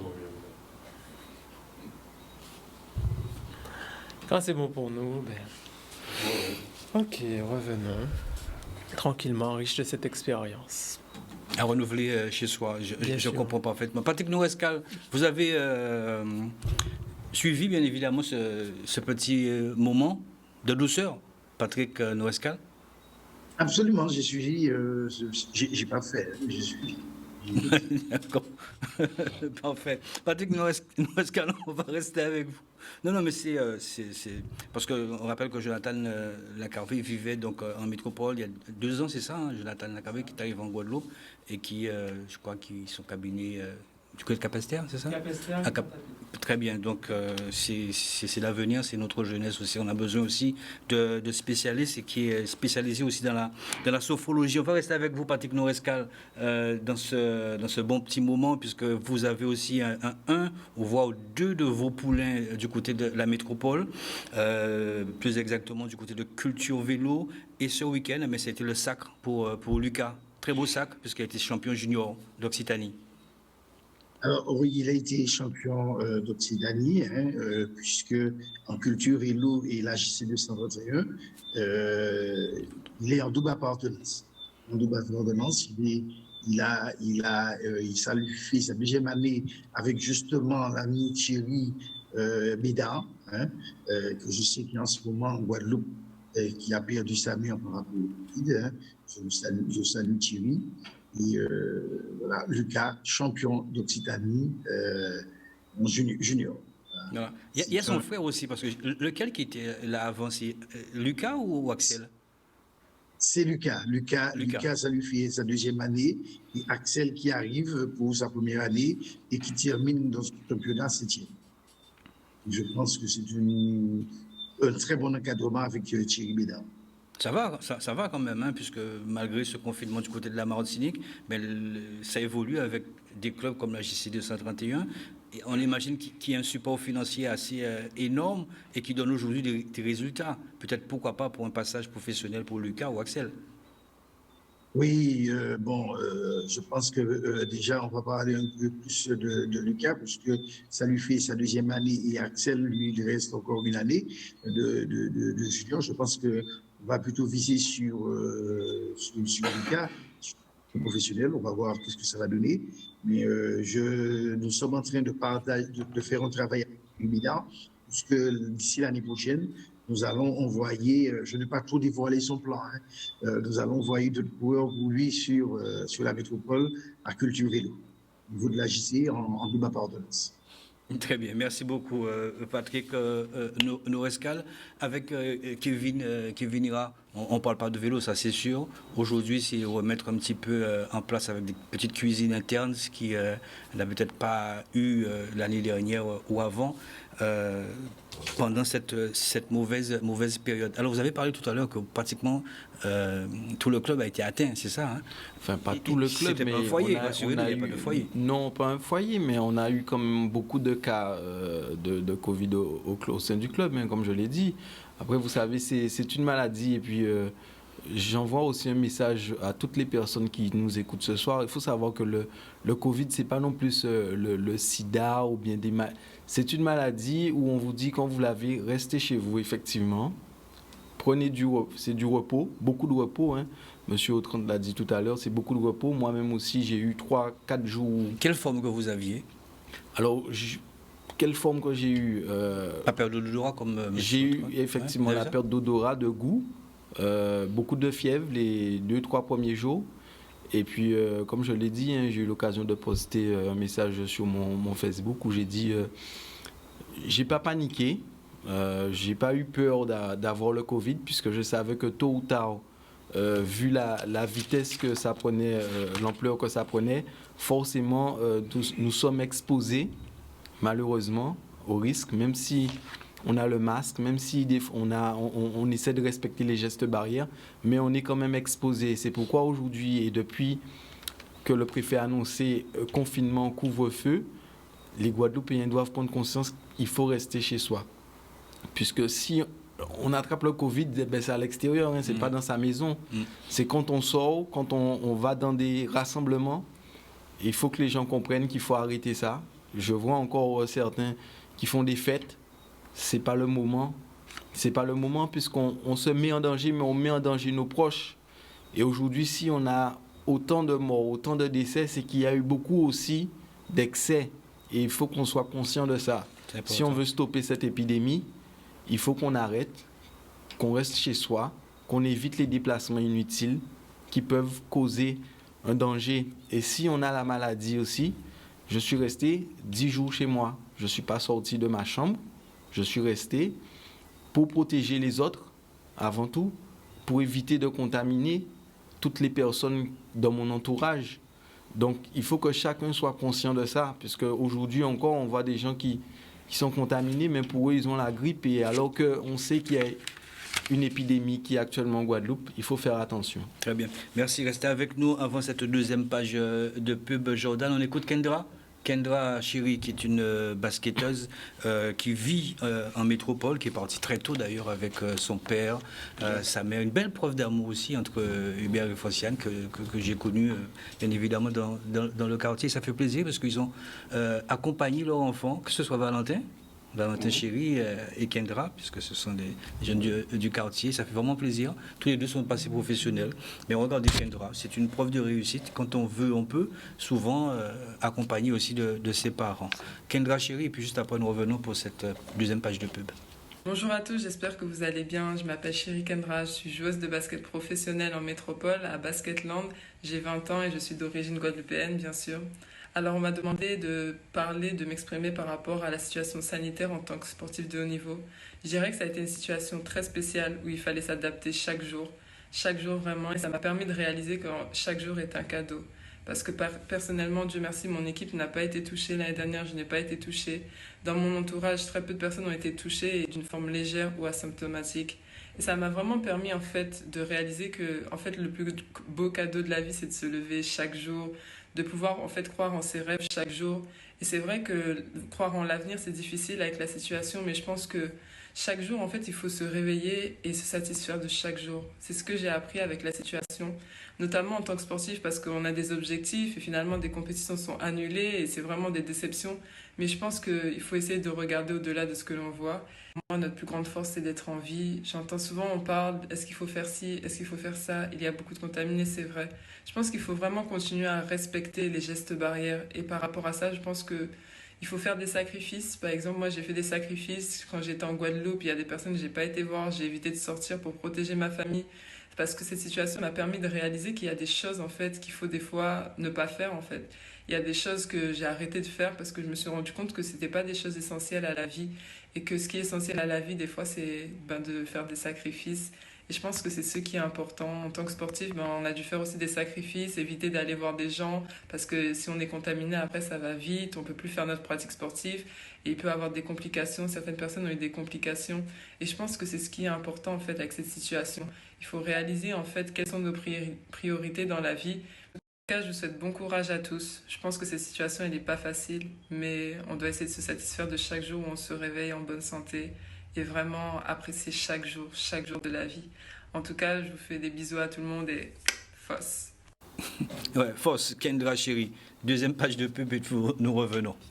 Voilà, de retour pour cette deuxième, c'est ça, deuxième et troisième et belle partie en tout cas de ce challenge. Merci à tous nos invités. Madame Sambin, vous êtes encore avec nous, Madame Sambin? Oui, je suis là. Très bien, je pense aussi que vous avez envie que tout reprenne très très rapidement. Votre fille aujourd'hui va-t-elle au stade de Germain Barbier, parce qu'on sait qu'elle est licenciée au stade Lamantinois. Le stade Germain Barbier, c'est le stade du Lamentin. Va-t-elle au stade? Va-elle faire les entraînements avec Rico? Non, le stade est fermé. Ah d'accord, très bien. J'attendais bien évidemment ça. Vous savez, on a le littoral au Moule, donc elle s'entraîne au Moule. Wow. On réside au Moule et puis elle a du matériel à la maison. Voilà. Et elle a le kiné à Sainte-Anne, donc elle fait des renforcements avec le kiné. Donc elle garde le contact avec le sport en espérant effectivement, je pense que l'avenir est teinté de belles choses pour elle. Donc là, maintenant, il faut sincèrement, comme beaucoup de jeunes sportifs que je rencontre, hein, parce qu'elle a quand même un vivier d'amis, on discute, et il faut vraiment les maintenir dans leur pratique, échanger, passer du temps, et les écouter. Écouter pour vraiment les accompagner dans cette période. Vous savez, elle était au CREPS, donc ce sont des enfants qui étaient un double projet, avec beaucoup d'ambition. Donc là, vous avez plus de compétition depuis 2 ans. Donc, sincèrement, les garder en haleine, c'est aussi les accompagner, discuter. Je passe du temps avec des amis de ma fille. Je discute beaucoup, je donne du temps. Je m'enrichis et puis je vois parfois des lumières dans les yeux des enfants qui disent ça viendra, il faut du positif. Non, mais les choses iront mieux demain. La lumière, faut qu'on la voie, il faut qu'elle persiste, cette lumière. Et Rico, justement, parlons de Rico, très succinctement, c'est vraiment quelqu'un de formidable, Rico. Exceptionnel. Exceptionnel. C'est le papa, je dis qu'il a plein d'enfants. C'est le père de nos enfants, c'est celui qui... à un moment, quand les enfants vont mal, il sait les prendre, il sait prendre du temps, discuter. C'est pas que l'aspect sportif, c'est quelqu'un qui connaît, qui accompagne, il est humain. Il a son sportif, il a ses enfants avec lui, ses jeunes sportifs. Donc, il les accompagne techniquement, mais aussi il les soigne mentalement. Donc, Rico, c'est quelqu'un d'exceptionnel, que sincèrement, c'est un entraîneur avec une grandeur d'âme. Et culinairement aussi. Parce que c'est vrai que c'est un très bon cuisinier. Ça parce que c'est son Colombo, ça peut rouler par terre. Ah ouais, non, parce qu'il part avec tous ces ingrédients, il a fait manger en France pour le championnat. Ça a été le cas. Je suis partie avec lui en 2019, l'année du championnat de France où vous avez ramené pas mal de médailles. Et je vous assure, il jonglait entre la partie technique et puis l'accompagnement des enfants, le massage et la cuisine. Voilà. Parce que c'est un cuisinier, je vous assure que les enfants mangent en qualité, en quantité. C'est un cordon bleu. Je vois José. C'est un vrai cordon bleu. C'est vrai que je pense que beaucoup d'entraîneurs, de coachs devraient effectivement avoir cette dimension, reconnaître d'abord l'humain. C'est vrai que... Vous savez, quand vous avez un enfant épanoui, un jeune épanoui au sport, ça vous donne des performances, ça vous donne des résultats. Ouais, c'est vrai que Rico, avec cet aspect, quand on le voit aussi ce côté ferme, mais qui porte des résultats, on n'a pas souvent envie de l'approcher, mais il est très efficace en termes de pédagogie. Ça c'est sûr. C'est le rôle, moi qui est un petit coach, c'est le rôle d'un coach en fait. Hein.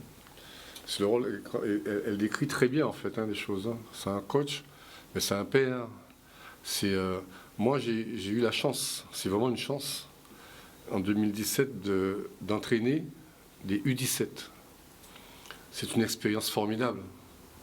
Quand vous avez des gamins de 16 ans, 15 ans, 16 ans, et quand vous leur parlez et qu'ils ont cette lumière de se dire waouh, c'est nous, on va faire. Bon, il se disait que bon, José au 30, bon bref.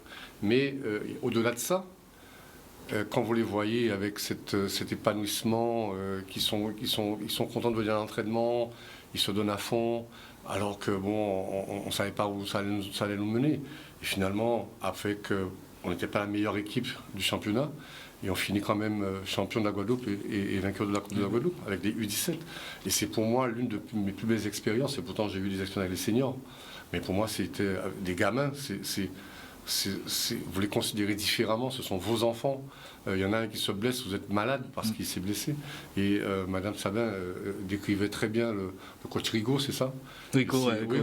Donc c'est l'apanage d'un coach. C'est d'abord, quand vous avez des gamins sous votre coupe, vous êtes... Moi, j'ai une anecdote rapidement. J'ai un gamin qui, dans un match, qui est tombé. Il est tombé à la renverse, il est tombé sous la tête. Le bruit que ça a fait, on a dû appeler l'ambulance parce qu'il a perdu la mémoire. Je peux vous dire que j'étais au-delà des parents, que j'ai appelé les parents, mais on était malades. Moi, j'étais inquiet pour ce gamin-là. Parce que c'est vous aussi, c'est sous votre responsabilité aussi. La responsabilité, je suis là. Et j'étais vraiment affecté. Et quand il est revenu, Je veux vous dire que bon, vous avez un soulagement de voir que le gamin il a récupéré sa mémoire. Mais après, il a récupéré sa mémoire après 2 semaines, je crois, pour pouvoir dire qu'il ne se rappelait pas du match, il ne se rappelait pas de ça, il ne rappelait pas de ça. Vous devenez fou. Parce que vous êtes un père à ce moment-là. C'est vrai. Il y a de belles histoires aussi, toujours dans le même cadre, des jeunes comme ça qui s'expatrient. Il y a également Océane Robin, peut-être que vous connaissez, qui est partie donc, du côté des États-Unis. Alors, avant, je vais malheureusement devoir vous laisser. Très bien. Et avant que vous lanciez votre sujet, j'étais très heureux d'avoir participé à ça. Et comme le président disait, messieurs, mesdames, nous sommes dans une situation catastrophique et nous pouvons en sortir que si nous faisons les efforts qu'il faut, que si nous pensons que je suis contaminé, je dois rester chez moi, je n'ai pas à faire de festivités à plus de 20, 10, 30, 40 personnes. C'est des choses qui en vont amener encore des gens à l'hôpital, qui vont amener des gens en réanimation. Je ne suis pas moralisateur. Je suis passé par là. Je vous assure que c'est difficile. Donc, prenons soin de nous et prenons soin des autres. C'est la seule chose que je peux vous dire. Je vous souhaite une bonne soirée. Et je suis désolé, mais il faut que j'y aille, malheureusement. C'était un plaisir, messieurs. Merci Josie d'être venu, merci beaucoup. On reste en contact, il n'y a pas de souci. Océane Robin, je disais donc, qui est partie aux États-Unis faire du basket. On l'écoute. Bonjour tout le monde, je m'appelle Océane Robin et je suis actuellement aux États-Unis pour le basket. Je suis en division 1 à California Baptiste et aussi pour poursuivre mes études de droit. Aujourd'hui, je voulais vous parler de la situation du Covid aux États-Unis. Donc pour moi, je dirais que le Covid aux États-Unis, c'est un peu similaire à la France, sauf que l'année dernière, par exemple, nous, on n'a pas eu de confinement du tout, malgré qu'en Californie, le taux de Covid était plutôt élevé. Et en fait, dès que je suis arrivée, moi, on m'a mis en quarantaine et on m'a fait me faire un test. Et puis après, en fait, pendant l'année, on a eu beaucoup de tests parce qu'en fait, aux États-Unis, il y a des matchs, il peut y avoir 2-3 matchs dans la semaine. Donc du coup, on se faisait tester très régulièrement, voire tous les 2 jours, je dirais. Et en fait, le problème, c'est que, par exemple, dès que l'équipe adverse avait le Covid, nous, par exemple, on pouvait pas jouer les matchs. Nous, dès qu'on avait un cas de contact, on devait tout aller en quarantaine. Dès qu'une de nos coéquipières avait le Covid, on devait toutes partir en quarantaine. Donc c'est vrai que c'était un peu compliqué. Après, Dieu merci pour moi, on n'a pas eu de match annulé. L'année dernière, ça s'est bien passé. Par contre, cette année, quand je suis arrivée, ça fait déjà 1 mois, 6 semaines, je dirais 1 mois et demi que je suis ici. Et j'ai déjà été 2 fois en quarantaine. Donc maintenant, la quarantaine, avant c'était 2 semaines. Maintenant, ça s'est écourté à 1 semaine. Donc voilà, j'ai déjà été 2 fois en quarantaine et c'est vrai que c'est encore compliqué ici, mais en fait, les gens ils commencent à se vacciner, donc ça commence à aller mieux. Mais le problème, c'est que dans mon campus, ils portent pas de masque, donc du coup, c'est un peu compliqué. Mais les gens se testent beaucoup ici, donc je pense que ça devrait aller dans quelques temps. Voilà. Océane Robin du côté donc, des États-Unis. On va partir du côté de la Colombie avant de revenir sur le plateau avec Kevin Ira et Jonathan Lacavé. Flaubert Pena, qui quand même a été plusieurs fois vainqueur du Tour de la Guadeloupe, donne de ses nouvelles du côté de la Colombie. On écoute Flaubert Pena. Salut Pascal, comment vas-tu? Donc salut à tous les Antillais, surtout la Guadeloupe. La Martinique, Saint-Martin aussi, pour tous les amis, tous les supportrices que j'avais de l'époque, et ça fait pas longtemps quand même, donc j'espère que vous se rappelez quand même de moi. Je suis Flaubert Peña, j'habite maintenant en Colombie. Voilà, c'est mon endroit préféré pour me reposer. C'est une petite maison. Ailleurs de le village, pas loin de mon habitation principale. Je montre un peu le jardin, regarde les belles fleurs, la maison, les voisins. Regarde les belles vues qu'il y a à Paipa, là où j'habite. Regardez, la nature, c'est super ici pour se décontracter. Je parlais ce matin avec mon ami Pascal. Il me disait de lui raconter un peu la situation par rapport au Covid-19. Et voilà, je pense que c'est comme partout dans le monde. Il faut, même si le gouvernement il dit à tout le monde de rester dans la maison, de se garder, de se protéger, c'est impossible de faire ça parce que tout le monde a besoin de vivre, il a besoin de manger. Donc pour manger, il faut travailler. Donc c'est pratiquement impossible de rester depuis plus d'une année déjà, de rester à la maison. Donc on essaye de vivre au maximum avec la protection, la masque, etc. Tous les moyens de protection. Et bon, mon pays, je pense que non seulement mon pays, mais tous les pays dans le monde ils commencent à sortir de ça. Et donc, je augure très rapidement un vivre comme nous avions avant le Covid-19. Et on espère qu'on se reverra très bientôt. Voilà, Flaubert Peña, donc du côté de la Colombie. Patrick Norescal. Oui, je suis là. Inutile de vous représenter Flaubert Peña. Il nous a montré très jalousement la Colombie, qui fait très beau d'ailleurs là-bas. Absolument très beau. Tout à fait. J'aime bien voir ça. Très bien. Alors Patrick, on l'a entendu, vous l'avez souvent répété aussi lors de vos interventions, pas de course, ça c'est un petit peu normal puisque bon, on va pour l'instant, on ne peut pas parler de course parce que pas une course. Je ne peux pas comprendre qu'on puisse aujourd'hui envoyer sur un calendrier ou le week-end qu'il y a telle ou telle compétition. Ce n'est pas possible aujourd'hui. Alors vous, en tant que président, mis à part cette belle victoire du côté de l'Occitanie, avec vos poulains aujourd'hui, que mettez-vous en place? On sait qu'il y a pas mal d'exercices qu'on peut faire chez soi à la maison, travailler un petit peu les watts. Qu'est-ce que vous avez mis en place, Patrick, pour garder justement en selle? Absolument. De toute façon, ça c'est le cadre technique. Moi, je suis plutôt administratif. Mais maintenant, ce que je peux dire, et comme moi, je répète à mes athlètes et je répète à mon comité administratif, simplement de respecter les gestes barrières, vaccinés ou pas. Hein. Moi, j'aime bien dire ça, vaccinés ou pas. Respectons les gestes barrières, respectons les autres. Comme tu viens de dire, au niveau du cyclisme, on aura le temps de voir les compétitions, on aura le temps d'en voir, on aura le temps de participer. Je pense que d'ici novembre, on aura le temps de reprendre toute une saison, de participer à des compétitions, de se battre pour une discipline que nous aimons. Et en ce moment, pour sa mustarité, je vais me répéter encore, respectons les gestes barrières, respectons les autres, ne sortons pas, sortons pour des cas utiles. Et en ce moment, je pense que ça, on pourra, d'ici quelques temps, d'ici, je pense, au mois de novembre, reprendre nos compétitions, reprendre nos entraînements et que nous puissions recommencer une saison convenable. Alors, c'est important. Kevin Ira, c'est vrai, on ne peut pas parler de vélo aujourd'hui, on connaît la situation, on ne peut pas aujourd'hui dire ce week-end il y a une telle compétition, même si on a été quand même plébiscité par la préfecture en disant qu'il y a eu de belles organisations.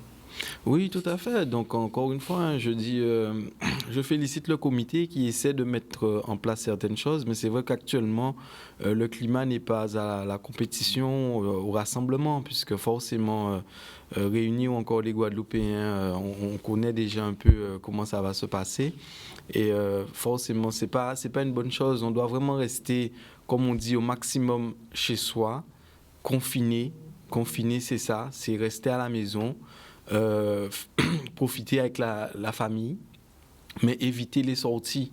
Et c'est parce qu'on a eu trop de sorties qu'aujourd'hui on est aussi à ce stade. Je pense qu'il y a... Donc à un moment donné, on s'est laissé un peu aller durant les grandes vacances, juillet-août. C'est une période festive malheureusement.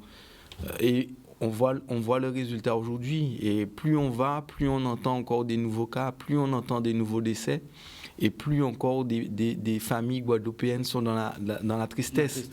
Moi, aujourd'hui, si j'ai un conseil à donner à certaines personnes, c'est aussi avoir une conscience personnelle. C'est un travail personnel à faire.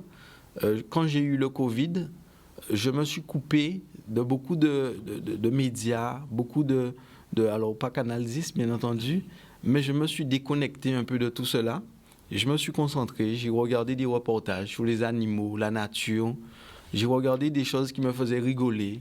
Et je pense que en vidant notre esprit et en accueillant justement ce type d'émission, ça nous permet de se sentir mieux. Mais en continuant à regarder l'actualité, en continuant à regarder tout cela, ça nous fatigue. C'est une fatigue mentale. Et je peux vous dire qu'il n'y a pas meilleure façon qu'un virus puisse rentrer sur vous quand vous êtes fatigué.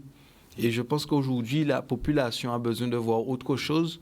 On a envie de voir un peu plus de gaieté. On a envie de voir un peu plus de choses positives. Mais c'est vrai que quand on regarde 24 heures sur 24, on allume la télé, on allume notre Facebook, notre WhatsApp, quel que soit ce qu'on regarde aujourd'hui, c'est de la tristesse. Et on doit apprendre à nos familles, à nos proches, justement. Alors, on dit, voilà, il faut on doit faire face à cette épidémie. On doit avoir du courage pour se dire que demain, il y aura des jours meilleurs. C'est vrai que c'est une triste, et je m'entends, c'est une triste réalité. Jordan, est-ce qu'on peut mettre Madame Sambin et Monsieur Patrick Nourescal, puisque nous arrivons au terme donc de cette partie. Et c'est vrai que peut-être que Monsieur Lacavé va découvrir un peu, mais c'est ma petite façon à moi, ma petite thérapie à moi, avec mes téléspectateurs. Kevin Ira le sait très bien, comme d'autres, comme Maurice Magloire, comme d'autres aussi qui connaissent un peu Challenge. Voilà ma thérapie. Est-ce qu'on peut les avoir ou pas, Jordan? À l'écran, voilà. Vous êtes là, Monsieur Patrick Nourescal, levez le doigt, vous êtes là. Madame Sambin, vous êtes là. Ok, très bien. Mais voilà ma petite thérapie à moi. Je ne suis pas psychologue, je ne suis pas spécialiste du tout, mais c'est le moment des citations. Alors, chez vous, Patrick Nourescal, chez vous aussi, vous allez, à votre manière, traduire ce que vous voyez en termes de citations. Kevin Ira connaît. Jordan, quand tu es prêt, on y va. Allez, on met tout ce qu'il faut mettre. Tous ceux qui te regardent t'admirent pas. Certains sont étonnés que tu aies survécu aux pièges qui t'ont tendu. Kevin Ira, très rapidement. Comment vous interprétez ça? Tous ceux qui te regardent ne t'admirent pas. Forcément, on ne peut pas plaire à tout le monde. Hein. Vous savez, quel que soit ce que vous faites, vous n'allez pas plaire à tout le monde. Mais tu as survécu. Et j'ai survécu. Voilà, et on va tous survivre. Donc, voilà.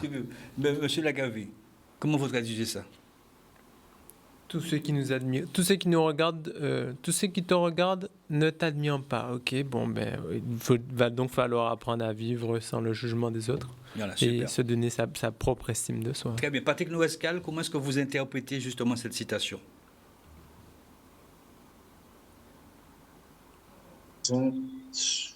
Sans attendre quelque chose de quelqu'un d'autre. Voilà, c'est bien. Voilà. Très bien. Madame Sambin? Nous n'avons pas que des amis dans la vie, et puis la seule force qu'on a, c'est nous-mêmes. Voilà, c'est bien. Deuxième citation, c'est la partie philosophique. Les grands-mères laisseront toujours une trace dans le cœur de leurs petits-enfants. Monsieur Lacavé. C'est la beauté de la transculturelle, transgénération. C'est beau de vivre en famille avec des âges différents. Et toi, Jordan, ça va, Jordan, pour toi? Pour Jordan, ça va. Kevin? Je dirais effectivement, et je dirais même aussi les grands-pères, les grands-mères, toutes ces personnes qui nous entourent, nous apportent et nous laissent une trace dans le cœur. Faut nous chuchoter. Monsieur Nourescal, Patrick Nourescal. Alors, ma grand-mère, c'est que du bonheur. Que du bonheur. Parfait. Elle m'a laissé que du bonheur dans le cœur. On doit se quitter avec le sourire. Madame Sambin. Oui. Moi, je dirais que ma fille, elle a eu un grand-père exceptionnel. Et elle dit tout le temps, mon grand-père disait, et pourtant il est décédé depuis 2010. Donc vous voyez, c'est encore du bonheur aujourd'hui, donc qui dure et qui perdure. J'espère qu'elle regardera tout le temps dans le cœur, au fond de son cœur, l'amour que son père, son grand-père lui a apporté. Très bien, on continue avec Jordan, d'autres citations, Jordan. Voilà. Ça, c'est pas fait volontairement, hein. C'est passé. Et voilà un beau petit coin. Un très beau coin que je pense que, même si, parce que souvent je sais que les spécialistes qui sont du courant scientifique et spécifique, notamment le professionnel du fonctionnement psychique, c'est des termes un peu effectifs, mais qui travaillent sur le cognitif ainsi que le comportement humain, vous le dites assez souvent, quand vous avez des soucis, allez quelque part sur une plage, ou alors sur votre lit, prenez une petite boîte, déposez cette colère dans cette boîte, c'est un médicament. Remettez cette image, Jordan. Je vous propose, vous pouvez capter cette image chez vous. Vous avez un souci, en ce moment, allez là. Ouais, allez-y, je vous laisse y aller. Installez-vous, et vous serez bien. Très bien, on continue, Jordan. On continue. Aimer en secret, c'est souffrir en silence. Kevin, très rapidement. Aimer en secret, c'est souffrir en silence. Dans toutes les relations d'amour, il y a toujours une petite part, on souffre. C'est bon, monsieur Lagavé, allez. Aimer, c'est justement être bruyant, c'est s'exprimer son amour. Très bien. Voilà, c'est bien. Monsieur Noescal. Alors, aimer, on souffre toujours, parce qu'il y a toujours quelque chose derrière. Mais c'est vrai que c'est une bonne souffrance, apparemment, aimer. Madame Sambin. Moi, pour moi, l'amour, non, on ne souffre pas en amour. Au contraire, on s'éclate, on s'épanouit. Voilà, c'est ce qui est bien. On veut se quitter avec le sourire. On continue encore avec d'autres citations comme ça que je trouve. Il ne sert à rien de prier si vous êtes plein de méchanceté dans votre vie quotidienne. Voilà. Donc je pense que ça ira là où ça doit aller. On continue. Et voilà, une belle phrase. Je t'en supplie, réveille-toi. Je ne comprends pas comment fonctionne la machine à laver. Kevin, rapidement. Ça, c'est nous, ça. Ça, c'est nous, voilà. On ne dit pas grand-chose. On va laisser seulement Madame Sambin parler. Madame Sambin. Je me tairai. Je suis la seule femme du plateau, donc je me tairai. Et je pense que la notice que beaucoup d'hommes devraient effectivement... Vous avez intérêt. Ah oui. Vous avez intérêt. On continue avec Jordan, ses citations du lundi. Notre Père qui est aux cieux. Je crois que la plage est très belle plage, et c'est vrai qu'on a envie de retrouver cette beauté divine qu'est la plage. On continue, Jordan. Alors c'est madame qui dit à monsieur, il y a un homme qui n'arrête pas de me regarder. Et Kevin, monsieur dit quoi? Certainement un antiquaire. On continue avec Jordan. Ce que l'homme ne veut pas apprendre par la sagesse, il l'apprendra par la souffrance. Je pense que nous sommes en plein dedans. Malheureusement, si on en est là aussi, c'est qu'il y a eu beaucoup de preuves d'incivisme. Et voilà, malheureusement, on est là. Et c'est des familles aujourd'hui qui pleurent. Donc, voilà. Il n'y en a plus, c'est fini. Allez, on finit avec la dernière citation. La dernière, elle avait « Invite-moi au moins au restaurant ou au cinéma. Je ne sors pas avec les femmes mariées, désolé, mais je suis ta femme. » Lui, monsieur, je ne fais pas d'exception. Donc ça peut être aussi significatif du Covid. Voilà. Et le meilleur peut-être pour la fin. Je vais laisser Kevin. Alors, nous avons appris à voler dans les airs comme des oiseaux, à nager dans les océans comme des poissons, mais nous n'avons pas encore appris à marcher sur terre comme des frères. C'est une belle citation, Martin Luther. On va se laisser comme ça. Très bien. Alors, quand même... Oui, je fais le tour, pas de souci. On commence, vas-y. Écoute, très content déjà d'avoir été reçu pour cette émission. Et je voulais quand même avoir vraiment un message d'espoir. Parce que c'est vrai qu'on a beaucoup parlé, on a beaucoup dit des choses.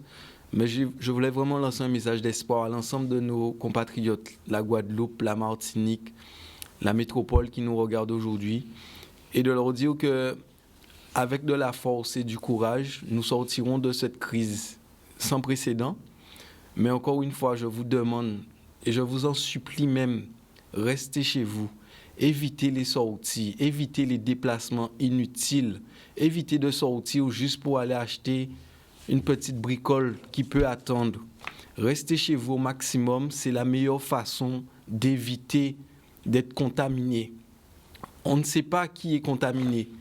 Quelqu'un peut être bien autour de vous, quelqu'un peut vous dire bonjour, mais cette personne peut être contaminée sans le savoir.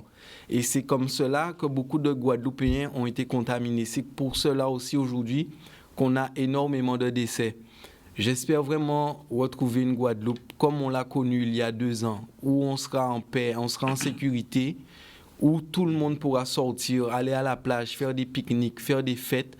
Et j'espère vraiment retrouver l'ensemble du monde sportif, que ce soit le football, le vélo, l'athlétisme, le basket. Voilà. Donc merci beaucoup. Merci beaucoup, Kevin. C'est 2 heures d'émission quand même. Je pense que celles et ceux qui nous regardent, et nous regardent encore ce soir, eh bien, on apprécie quand même, et surtout le mot de la fin pour vous, Kevin Igra. Patrick Nouescal, merci d'être venu. Merci d'être là, en tout cas, ce soir, Patrick. Alors, merci déjà à Canal 10. Et ce que je vais dire aux Guadeloupéens et aux Martiniquais, force à tout le monde. Et qu'après la pluie, il y a toujours le beau temps. Et force à tout le monde. Et je pense que bientôt, on sera à vélo et on va avoir de très belles courses de vélo. Merci. Merci beaucoup, Patrick Nouesca. Madame Sambin. Nous avons de jeunes talents, nous avons du potentiel et l'avenir est teinté d'espoir, de promesses. Donc, donnez du temps à vos enfants qui en ont besoin en ce moment pour passer leur cap difficile. Et je vous assure que ce ne sera pas perdu et les résultats seront là, du temps et de l'amour. Et je vous assure qu'on aura de beaux résultats. Ils passeront, ils seront plus dynamiques et ils auront la possibilité de s'épanouir à nouveau dans leur pratique, surtout s'éclater dans leur pratique parce qu'à l'âge de nos enfants, ils ont d'abord besoin de s'éclater, de nous donner de la joie aussi, parce que s'ils s'éclatent, nous aussi, on s'éclate à travers eux. Donc, merci encore Canal 10 de m'avoir reçu en tant que parent, et surtout en tant que bénévole qui accompagne les jeunes dans le double projet études et sport.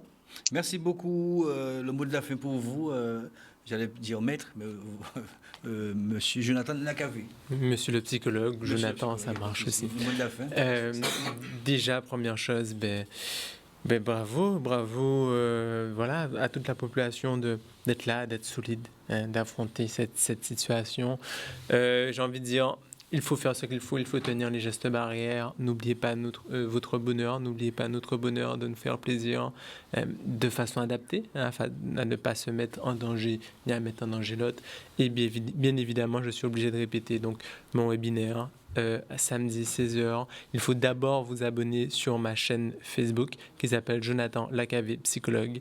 À tout moment, vous pouvez m'appeler 06 90 40 30 99, soit pour prendre rendez-vous, soit donc pour avoir plus d'informations sur ce webinaire 06 90 40 30 99. Merci beaucoup, Jonathan Nakavé. Merci à Patrick Nouescal. Merci à Madame Ketty Sambin pour ses interventions. Merci aussi à José Autrante qui a fait le déplacement. Il sait pourquoi, j'imagine qu'il doit encore, je pense qu'il doit nous regarder. Nous saluons bien évidemment toute sa famille, Madame aussi Autrante. Oui, d'accord. Donc, nous saluons bien évidemment toutes ces personnes qui souffrent aujourd'hui en silence. Et puis, si ce soir, on a essayé de porter en tout cas un peu de gaieté pour vous.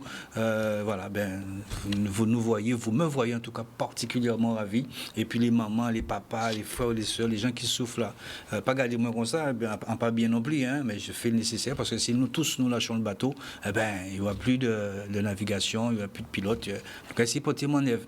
Alors, soyez fort, quelles que soient les choses qui puissent arriver. C'est pas évident, c'est beaucoup plus facile à le dire, mais il faut garder le sourire et surtout aider l'autre qui a peut-être beaucoup plus besoin que soi. Voilà, si on peut faire ça, parce que je pense que c'est le moment, il y a un autre monde, pourquoi pas, qui est en train de se créer, de se construire, pourquoi pas s'engouffrer. Voilà, merci à Jordan pour la réalisation technique. Nous saluons aussi Tony Lachman Singh qui fait partie aussi de cette bulle. Ouais, je l'ai eu aussi, durement touché. Donc merci de Kevin Ira de me le rappeler pour vous toutes et tous qui nous regardez aussi ce soir. Force, c'est ça nous peut dire, force et courage.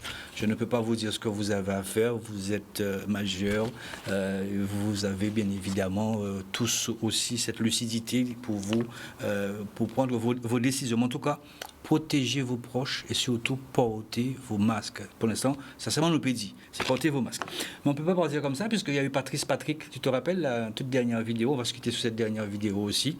Et puis on vous dit de passer une excellente fin de soirée, très bon début de semaine à vous tous et à toutes. Et encore une nouvelle fois, force et courage pour la maman donc, de Thierry Bédard-Rémilien et vous tous aujourd'hui qui êtes touchés de près ou de loin. Passez une bonne soirée, merci à vous tous, merci à Jordan et puis à très bientôt. Salut, je suis Patrick. Je pratique le vélo avec des amis de Robert du groupe Playboy. Et là, j'ai eu la Covid au mois d'avril, pendant 2 semaines. Et j'ai repris le vélo tout de suite après. Et là, mon problème, c'était le problème de récupération. C'est-à-dire que pendant l'effort et après l'effort, je restais 2 à 3 jours de repos parce que j'avais du mal à récupérer. Alors, ce que j'ai dit aux cyclistes, aux amis sportifs, de faire très attention parce que ça peut gâcher l'avenir d'un sportif ou que quelqu'un d'autre. Mais maman était bérette, précaution.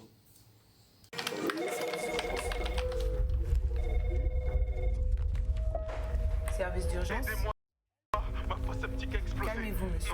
Aidez-moi, s'il vous plaît, aidez-moi. Je vous ai localisé, l'équipe est en route. Leur métier, c'est aussi lutter tous les jours contre la pollution par les eaux usées. Et mais avec les nouveaux camions, nous travaillons de façon plus rapide et plus efficace. À l'unité 3, code 356.